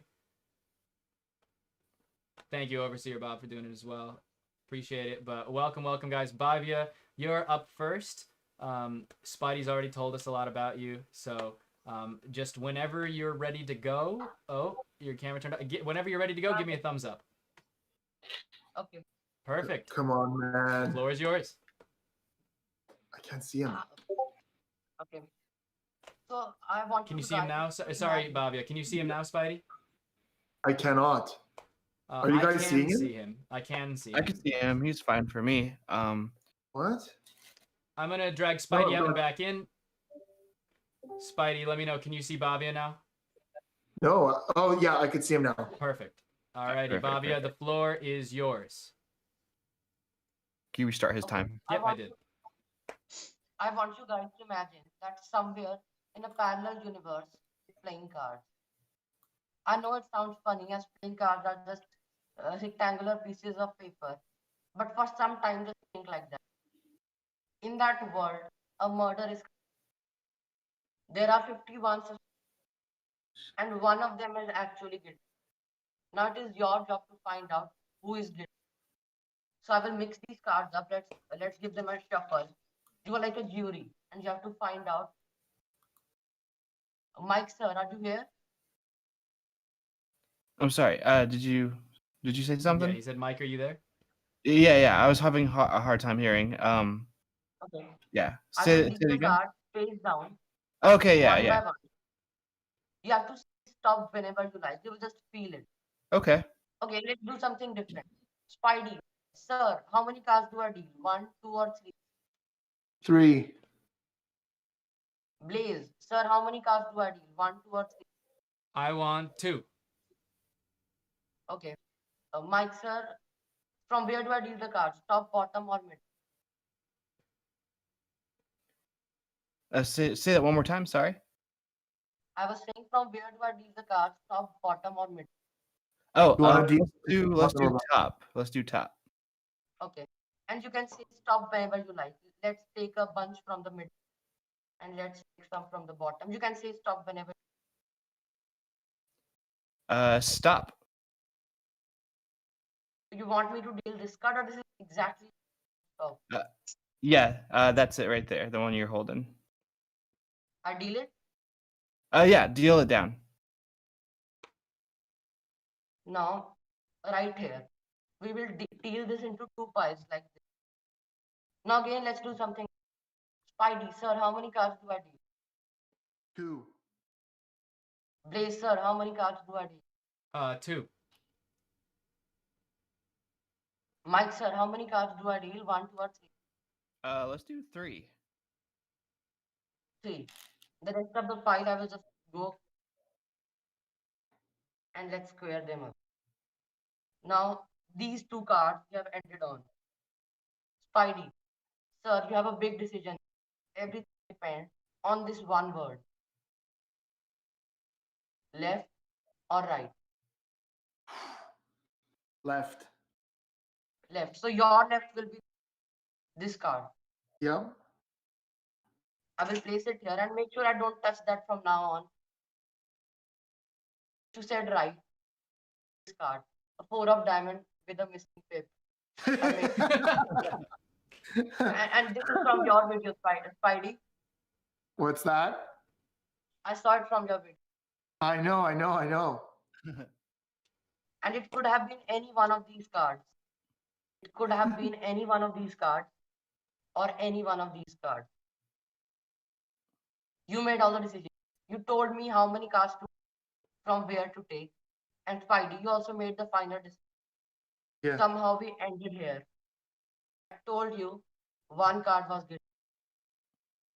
This wouldn't be possible without you. One card. Nice. Can you see that card? Man. Yeah, we can see it. Nice. Great, man. We can Okay, see thank guilty. you. And everything is totally examinable. Out of all of these cards, just one card which says the word. Bhavya, tell everyone how old you are. I'm 12 years. 12 years old. Well, And, and Bhavya, what's your first language? Hindi. There you go.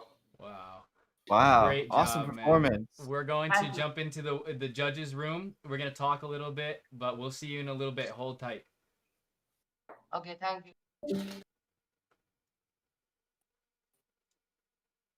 I have to explain something. Hold on. I have to explain something before we go on. I have to explain something because some people might be confused. The 4 of diamonds with a missing pip was an inside joke concerning my channel because I did a tutorial where I taught people how to erase pips off cards, off regular cards, and make your own gaffs. And that's why he said, Spidey, it's a 4 diamonds with a missing pip, and kind of winked. And if you were confused by that, to me, that was actually hilarious because it's like, oh, I saw he the was doing tutorial. it I for thought it me. was really funny. Yeah. Mike, have you seen it? I have not, but I caught It's on right actually away. the That's best awesome. way to remove pips ever, and I don't know how you I'm found going to show that, you. but I'm going to show you guys right now. I'm going to show you guys right now. So people, the fans who are watching are going to get a little impromptu tutorial. And Mike, your doctor. 1v1 Magic exclusive 1v1 right Magic now. exclusive tutorial. Check this out, okay? Check this out, Mike. See that 3 of hearts? It's a regular 3 of hearts. So there's a lot of tricks in Magic where we want to do we remove a pip, or you do a pip matrix. So you can make your own with this, and I'm going to show you right now. I'm going to tilt my camera down for all you guys. You guys aren't going to believe this. You're going to be like, Spidey, what is wrong with you? How could you have possibly discovered this? Let me move this out of the way, or just tilt. I'll do it here. Ready? Oh man, give me some focus here. Hold on, let me do this. Sorry guys, I promise you it's gonna be totally worth it. You see the 3 of hearts, Mike? Yeah, I do. These are Scott towels. You're actually not gonna believe this. The Axe body spray deodorant. No way. Watch, ready? Just a bit of a spray like this. Hold it down tight. Hold on. Well, he viciously shakes his laptop. Sorry, because it's like not the stablest part of the table, but you can actually already see. Hold on, let me get the focus on this. Gosh. You can actually see the ink melting off. And hold on, let me do it. Way to remove Let me do it. Yeah, so hold on, let me do it. Let me actually remove a pip on a solid table because my table is wobbling, and you do need a really firm thing under it. But I've got a. Let's see what I have here. I've got a. Sorry, give me a sec. Oh, there's a 4 of diamonds. And watch, if I do it on a firm ground, it takes seconds. Holy cow. That's so this crazy. This is now the only way that I remove pips. I used to use sandpaper or something. So clean. And this is just And sandpaper scuffs it. There's no scuff. It's still very, very smooth. The finish is a little worn out to where light reflects different on it, but that 100% looks and it just melts off, and you could do so many different applications for this and make your own gaffs. So yeah, this was his sort of little homage, and I really do appreciate that. Awesome. That's cool. Great. So the way I discovered it, Blaze, to answer your question really quickly, I know it's not about me, but I was less than sober at a resort when I used to work. I used to work resorts. I used to tour the Caribbean and do shows at resorts. And I was at a resort, and I had a Sharpie, and I had a piece of paper on the wall, and I was writing something, and my Sharpie left the paper and left a big mark on my wall. And I'm like, this isn't good. I'm going to get in trouble for this. It was in my room, and I'm looking around for something to wipe it off, and I'm trying, the copious amounts of vodka that are in the room. That's not working. Water won't work. It's Sharpie. And then I grab my axe and I go, this might have some alcohol or something in it. And I spray it on the Sharpie, and it literally leaks, just melts right off. And I'm like,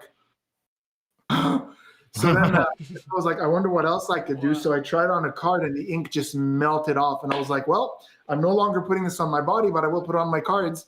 Yeah, that's awesome. That's amazing. Yeah, it's such a great discovery because it works so well. Somebody in the chat was saying that they also use nail polish remover, but I feel like I bet most people watching, especially the guys, probably have an old axe lying around somewhere in their house. They don't even have to go out and get nail polish remover, and it works really well. And it works better. It works better than nail polish remover because the active ingredient in nail polish remover, I think, is acetone or something. I don't know what it is, but whatever the chemical mix of this is, it's 10 times better. It literally just, you put enough pressure, and it literally just melts right off like an eraser. It's crazy. Yeah. So now we imagine what that's doing to our skin.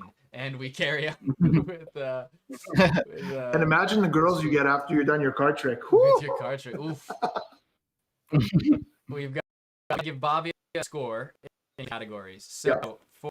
Sorry.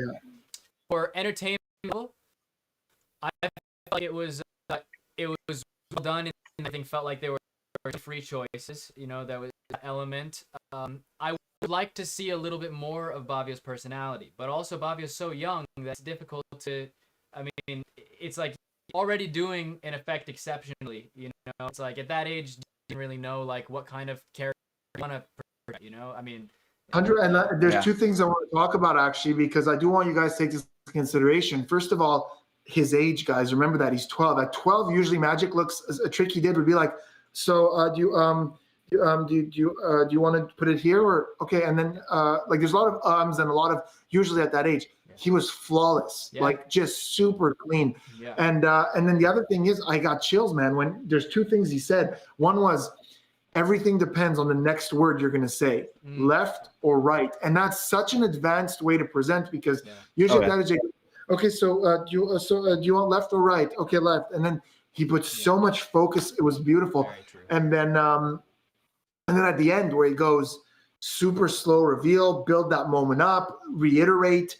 You know, in mentalism, these things are really important, and he nailed it. Yeah, and not and the point that not having the uhs and ums, especially not in his first language, and not even having at the 12 words years he was old. gonna say, and no mess. Like it's really good that you pointed that out. You know, it's not his first language, and he's really young, and he's performing it with the showmanship of someone that knows what they're doing and understands how to make magic magical at such a young age, which is really, really awesome. Yeah.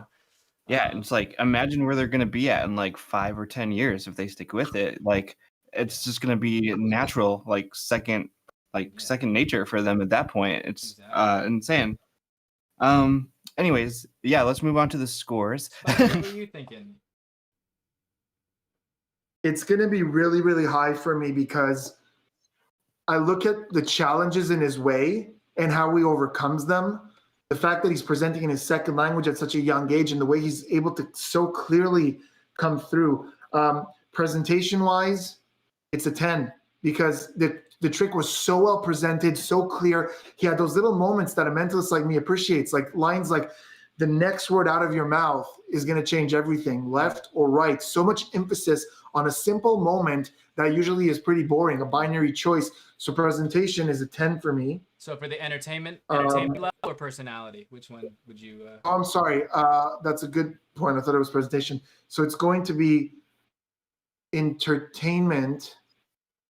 Entertainment is going to be a 10 for me. I was thoroughly hooked to every word he said. That's true. So 10. Personality. Great personality. You know, it's good personality doesn't necessarily mean, hey guys, what's going on? My name is Spike, and tonight, like, it doesn't have to be that.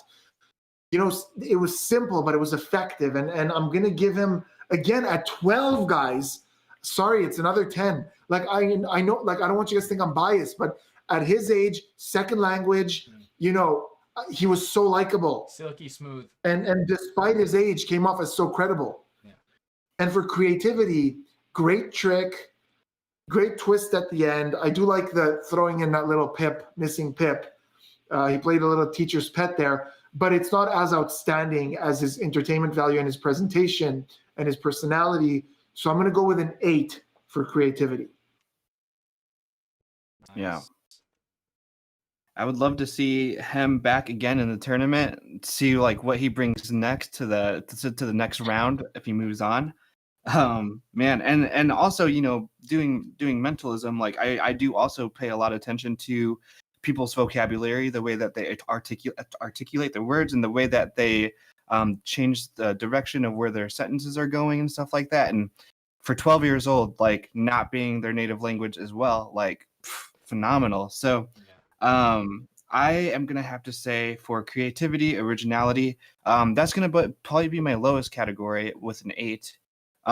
But for the entertainment, I'm gonna place that as a 10. And for personality, this was a really tough choice. I I feel like there's so much more personality that could come out of him. What did you say for And entertainment? maybe Sorry, it was a. that's going to be a 10. So 8 to 10. And then my last one for personality, I think I'm going to place it at a 9. A 9. Yeah. 8, 10, 9. I think for Mike is always in that 8, 9, 10. Like it's always an 8, a 9, and a 10. I Somewhere. know. I'm like looking at my notes, and that's exactly where it's at. For It's weird. personality, I'm going to give him a 9 for personality. I think for entertainment level, he really hooked me, and he had some really great ways of making, like, especially if you're thinking about this as the fact, like, this was one effect. You have some people going in here that are doing tons of effects. He did one effect and milked the most magic out of as he possibly could out of that one effect, and made something that normally would be procedural feel as though every decision that we were making was really important and crucial to the ending. So I think entertainment level, I'll throw him a 10. For creativity, originality, I'm going to throw him an 8. All right. So we That's have a 8, really 10, high 9, score. 8, 10, 9, 8, 10, 10. So That's a really high score, yeah. really high score. So we have a 27 for me, we have a 27 for Mike, and we have a 28 for Spidey. So Wow. that gives him a 27.3. So one of the highest scores. What did Philip have? 27.6? What did you say? What did Philip have? Philip Blest. had a 27.3 as well. And So he tied in first place. Yeah, he tied for first place. Wow, nice. I'm excited to see. Okay, Overseer Bob's got a challenge ahead of him, but let's jump into Can I break it to Bavia? Do you mind? Can you break it to him? Yeah. Yeah. Score? Of course. Yeah, go for it. Go for it.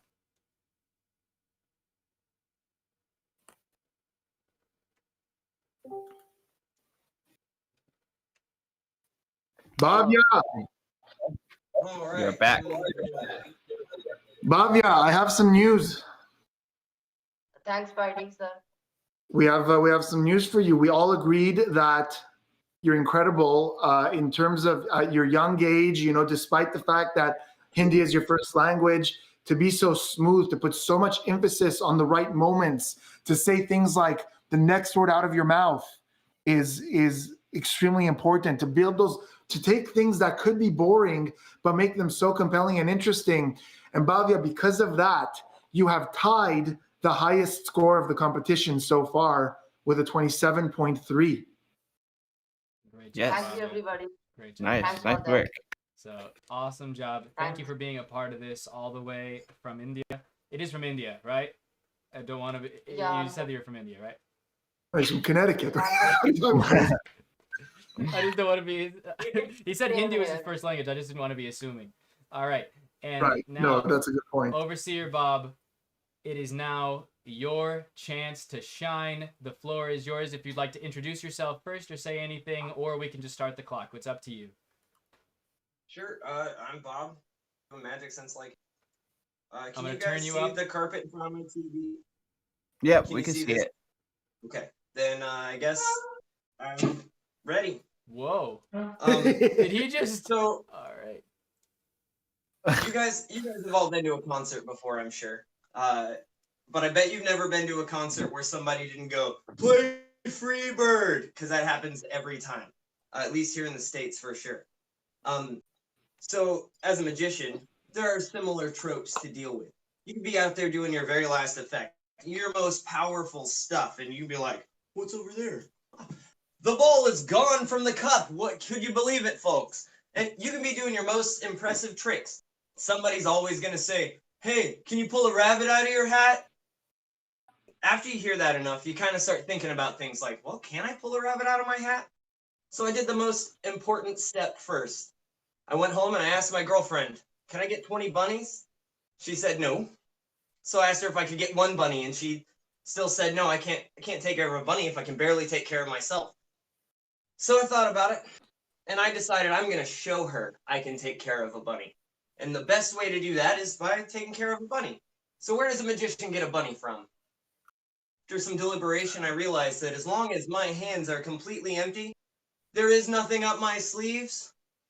And as long as I can take my hat and show that it is in fact completely empty, I can reach into my hat and pull a rabbit out, right? I mean, that's just how it's supposed to work anyway. So now I have to prove to her that I can take care of a bunny. It's a little cute little tiny sparkly bunny. I made it myself. So to take care of a bunny, I gotta feed it, gotta give it a place to live, and I gotta keep it clean. The feeding it part's easy. I get rabbit food at the rabbit food store, you know? But to give it a place to live, well, I already live in a house, so it just needs a spot to chill, right? So I got him a couch. Nice little white couch. And it's white, so you can always know it's clean, right? But better than that, I got one of these cool black lights, so I can always check to see if there's any stains or any secret gross stuff. Well, my girlfriend tells me it's not actually the couch she's worried about staying clean. She says the bunny itself is what appears to be dirty. And with the light on it, yeah, it does appear to be dirty, but the more I thought about it, like, the bunny's pretty dirty, you know? Oh, cool. Wow. So how am I going to convince her? How am I going to convince her? So what I decided to do, first I was like, I could get a water hose, just spray him off every day, but it's cold outside, so I can't do that. Can't really install a shower into the couch, but I can have a little chat with him about personal hygiene. And I'm hoping that's enough to convince her that the rabbit's actually clean. Nice. Nice. Cool. How much time do I have? You have 1 minute and 51 seconds left. All right. Well, then I'll do something quick. I got a coin purse here. You know what coin purses have in them, coins. All right. So here we have Pete and Repeat. Okay. So who's this? Pete. Pete. And who's this? Repeat. Repeat. Okay. Who's this? Pete. Pete. Who's this? Repeat. Repeat. I'm not gonna make you go through that. That's too time consuming. All right, so I'm gonna take old Pete, put Pete in my pocket. So Pete's in my pocket. Who's in my hand? Repeat. Okay, so here I've got Pete and I've got Repeat. And I know what you're thinking. Pete's that's more funny. of a Chinese name. So let's go with that. Let's call this Pete and this Repeat, right? So Pete, Repeat. Pete, Repeat. I'm not gonna put you through that. That's rude at this point. So take old Chinese Pete here, put Pete in my pocket. So if Pete's in my pocket, who's in my hand? Repeat. Repeat. All right. So here I've got Pete and I've got Repeat, right? So take old Chinese Pete, put Pete in my pocket. Here, just Repeat now, right? So Pete's in my pocket, who's in my hand? Repeat. All right. I know. It gets old. It gets old real quick. And I know I'm running out of time. So I'll take old Repeat and put Repeat in my pocket. So if Repeat's in my pocket, what does that mean? Pete. Pete. It means I don't have to do it anymore. Nice. Nice. Nice, Awesome. dude. Good stuff, Very dude. good. Good. Very good. Awesome. Awesome, man. Thank you. Yeah. Well, thank you so much for your Alrighty. performance. I guess we're gonna hop over to the judges section and discuss. So we'll see you guys over there. See you very All soon, right. dude. Be right back. Alrighty. So it's interesting because I'm a mentalist and people, know me for my work in mentalism. But I've always said mentalism is my profession. Magic is my hobby and my passion. And I'm so passionate about magic. So I'm stricter when it comes to magic. There's one thing that really is standing in my way right now. And I don't know if you guys are going to agree or you guys might both say, no, Spidey, you're crazy. You're dead wrong. He did the tricks in the wrong order. The coins would have been better to suck us in because it's faster, it's quicker to the point. Yeah. It starts with the production. It goes right into a funny concept of Pete and Repeat, which is funny. It's quick, couple of phases. Whereas the other one is more story driven, slower to the punch before anything real happens. So I feel like the coins would have been a way to suck us right in, establish credibility, and then the rabbit, which is more story driven, would have been a better thing to follow. Am I crazy? I agree.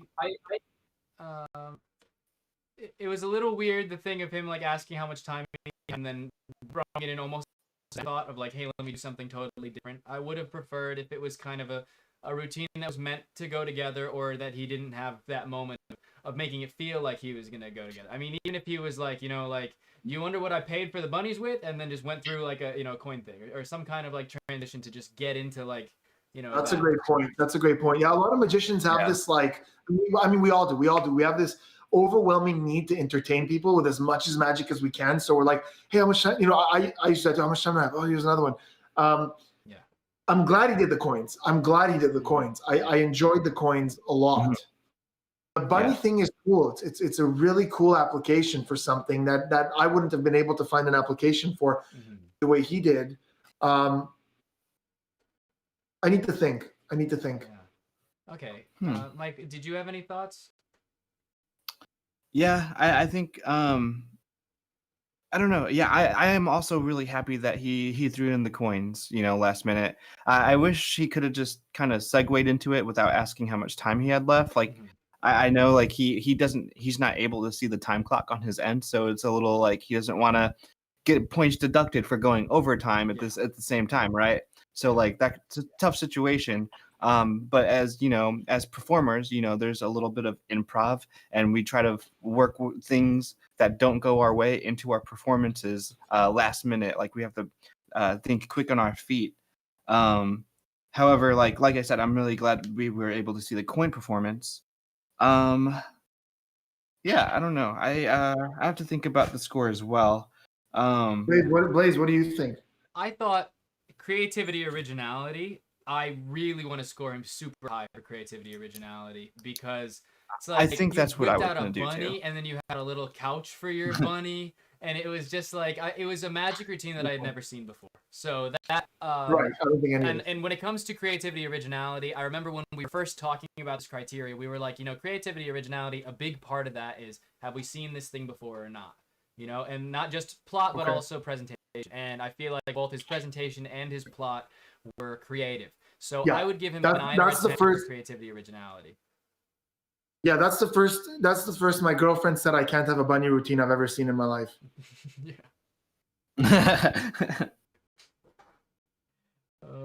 I think creativity, originality, I'm gonna drop him.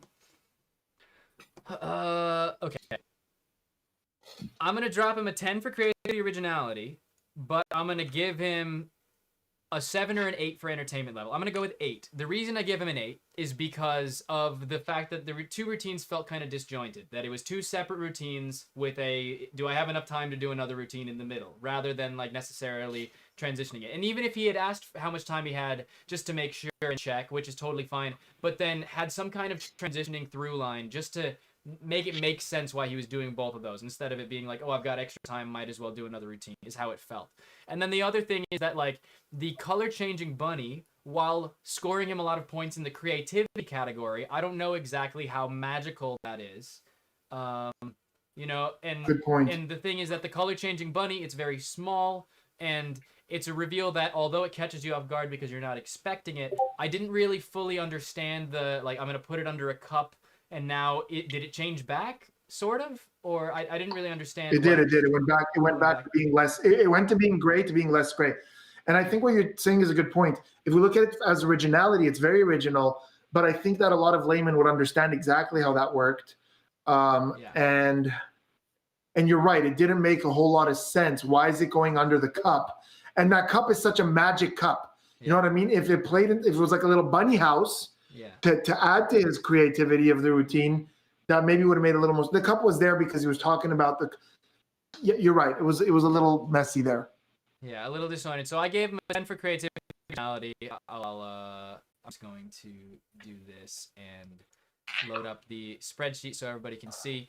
I did 10 for creativity, originality, 8 for entertainment level, and then for personality, I felt like he had a really good personality. I would give him an 8 or a 9 for personality, and because of the fact that he never said once, I don't think. I think that he was really, really polished when it came to that. I would give him a 9 for personality.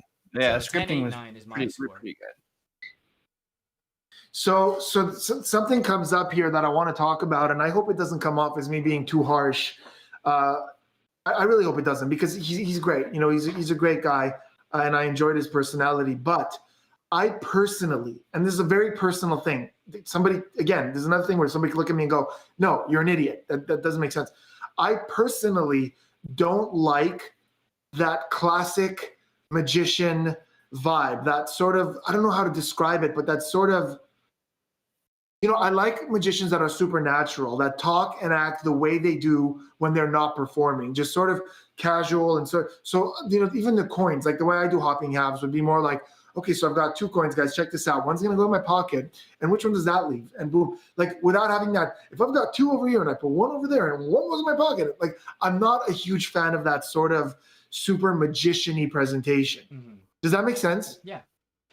It does. Should Yeah. that factor into my vote, or should I try to stay objective about my personal preference there? I don't think there's anything objective about this whole thing. We're being very subjective with our opinions and stuff. So I think that, you know, yeah, it's totally up to you. It feels right to you. So I'm going to go with you. I'm going to go with you on the creativity and originality with a 10, because as I said, I've never seen my girlfriend said I can't have a bunny routine. So thanks to Panasonic's extremely great autofocus. The H5 or the S1H?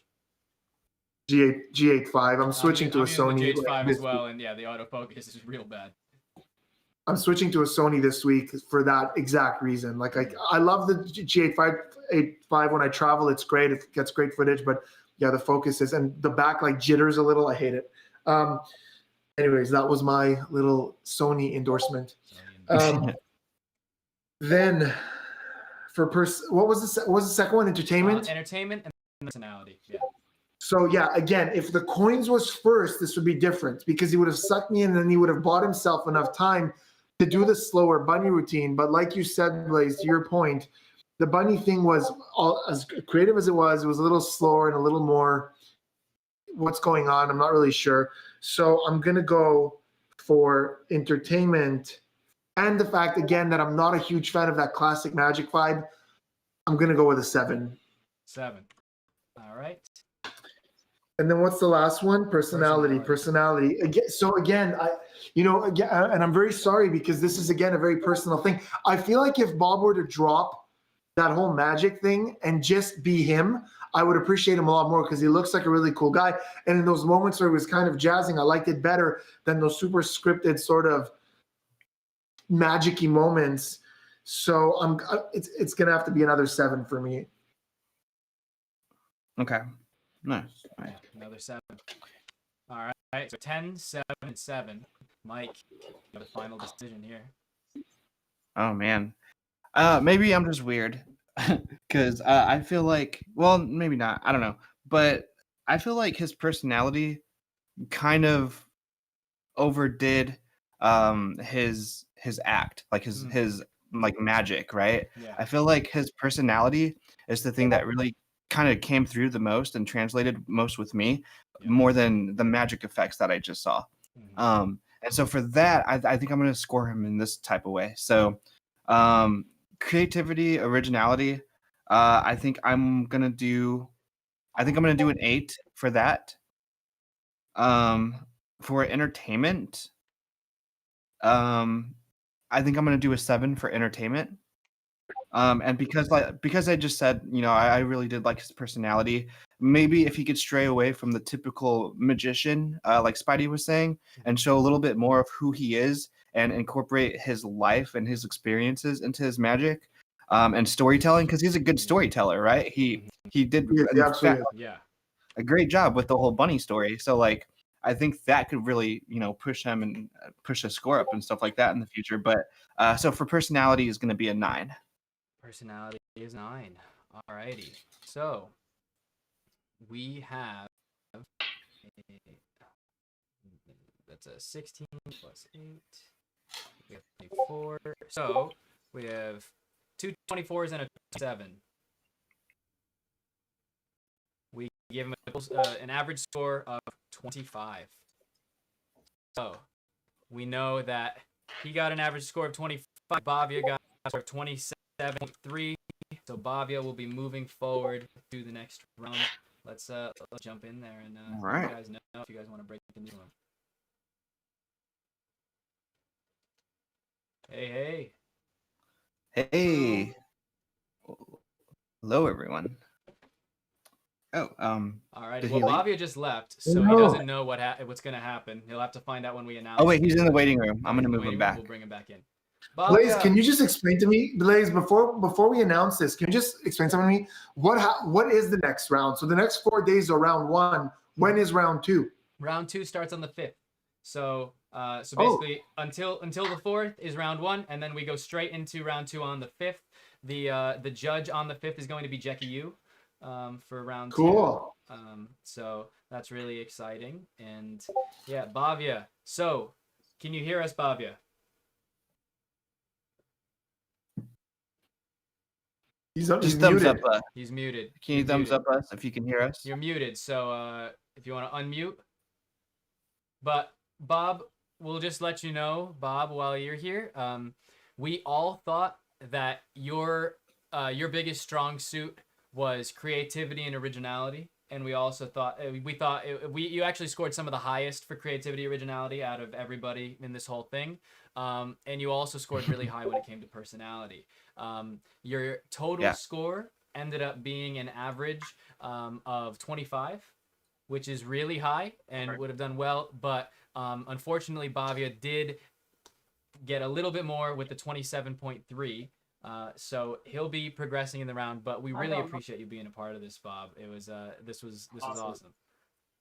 It was, Well, we thank you really very enjoyed much. the act, and I hope that you check out the feedback that we had if you look back on the stream, because we really thought you had a great personality and super creative act. Spidey, can you say it again? You've never seen a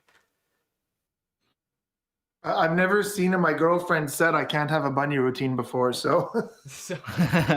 very original plot. I made that entire thing up on my own, gimmicks included. You made everything your own. What did you say? It's an original act. It's all original. That's awesome, man. So yeah, really appreciate having you a part of this. Thank you so much, Bavia, for being a part of this. You guys both move on. Sorry. Bavia, you move on. I don't know why I said you both. Bavia, you move on to the next round. Bob did an amazing act, and we appreciate you being a part of this. Thank you guys so much. I was gonna say I'm gonna move you both to the waiting room, and I got a little jumbled up. Right.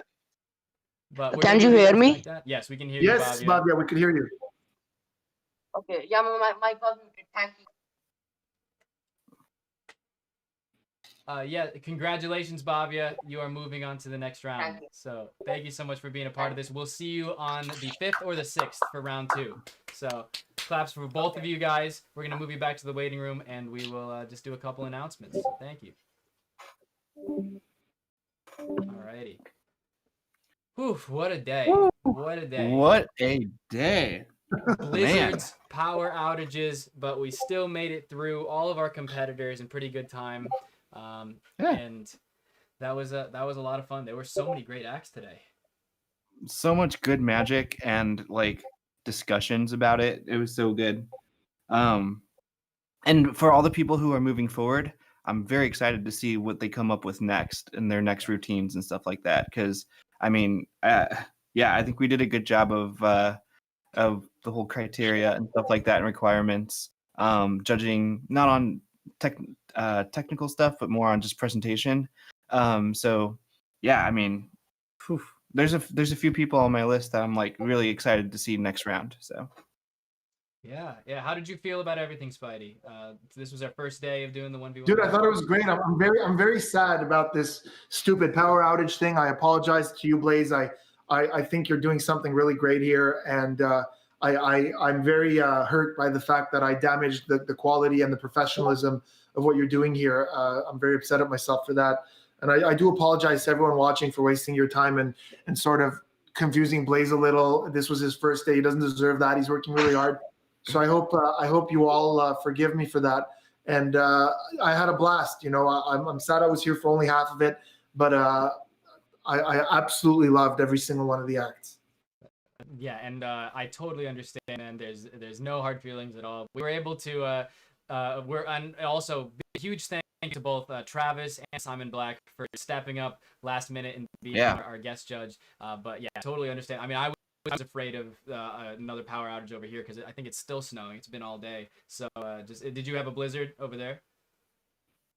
Not even, dude. I don't know what the hell happened. The text says, what did it say? It's so stupid. I'm like, in the exact hours of your stream, I sent it to you, and you could see it in the screenshot. It says, equipment failure. And for me, the really panicky thing is that I have a snake and a tortoise, and like heat is essential to them. You know, like if the power goes out for 3 hours, it could be really dangerous for them because their heat is supposed to be consistent. And I could see my tortoise hasn't had his dinner. He's probably like hibernating. I don't know what he's doing. Gotta check on him. Yeah. Little Michelangelo. Well, we'll let you check on your tortoise. We really appreciate you being a part of this, man. This is so awesome to have you. You were such a perfect judge, and it was really great to have you for the first day of judging, because you really set a precedent about, you know, how to judge, what to take into account, especially when it comes to people where English language or things like that, and how to judge all different age levels. And we love if after the stream, if you could take a look at Ben Jones's performance, and we'll just get your score that way when we announce the final ones, everything's fair. But yes, for everybody that was asking in the audience, also huge shout out to Leon and to Giselle that have been moderating the chat this whole time and have been doing a killer job. With, you know, giving everybody all information, especially all the questions been asked. They've been on top of this entire time, working really hard and answering these questions. Thanks, guys. Our backstage crew has been outstanding. So thank you, Giselle and Leon, and the whole staff, and Travis, the whole staff of the Magic Discord, for being a part of this. And we never got to play the welcome to a 1v1 intro that we were supposed to play at the beginning because we were just rambling. So let's just kick this off. This was day 1 of 1v1 Magic, and we'll play us out with the intro song. Yeah. It's playing in the back. If you guys check out Spidey, he is Spidey Hypnosis, right, on YouTube. Spidey Hypnosis. Yeah. All social media, Spidey Hypnosis, one word. Spidey Hypnosis, Instagram, YouTube. He gives a free kind of tutorial for the body spray, amazing pip removal. If you want to see other great tutorials, they're really high quality. Check out his YouTube channel. You can also check out Mike Tina's Magic, the co-host and another judge to this tournament, and also co-founder of the Magic Discord. If you want to hang out with us and jam, be a part of this, get to experience hanging out with all the competitors and jam and work on creating Magic, we have this community on Discord. Go to 1v1magic.com and you can see it. Tomorrow's guest is Jeremy Griffith. We're so happy to have him, and we'll see you all real soon. Peace.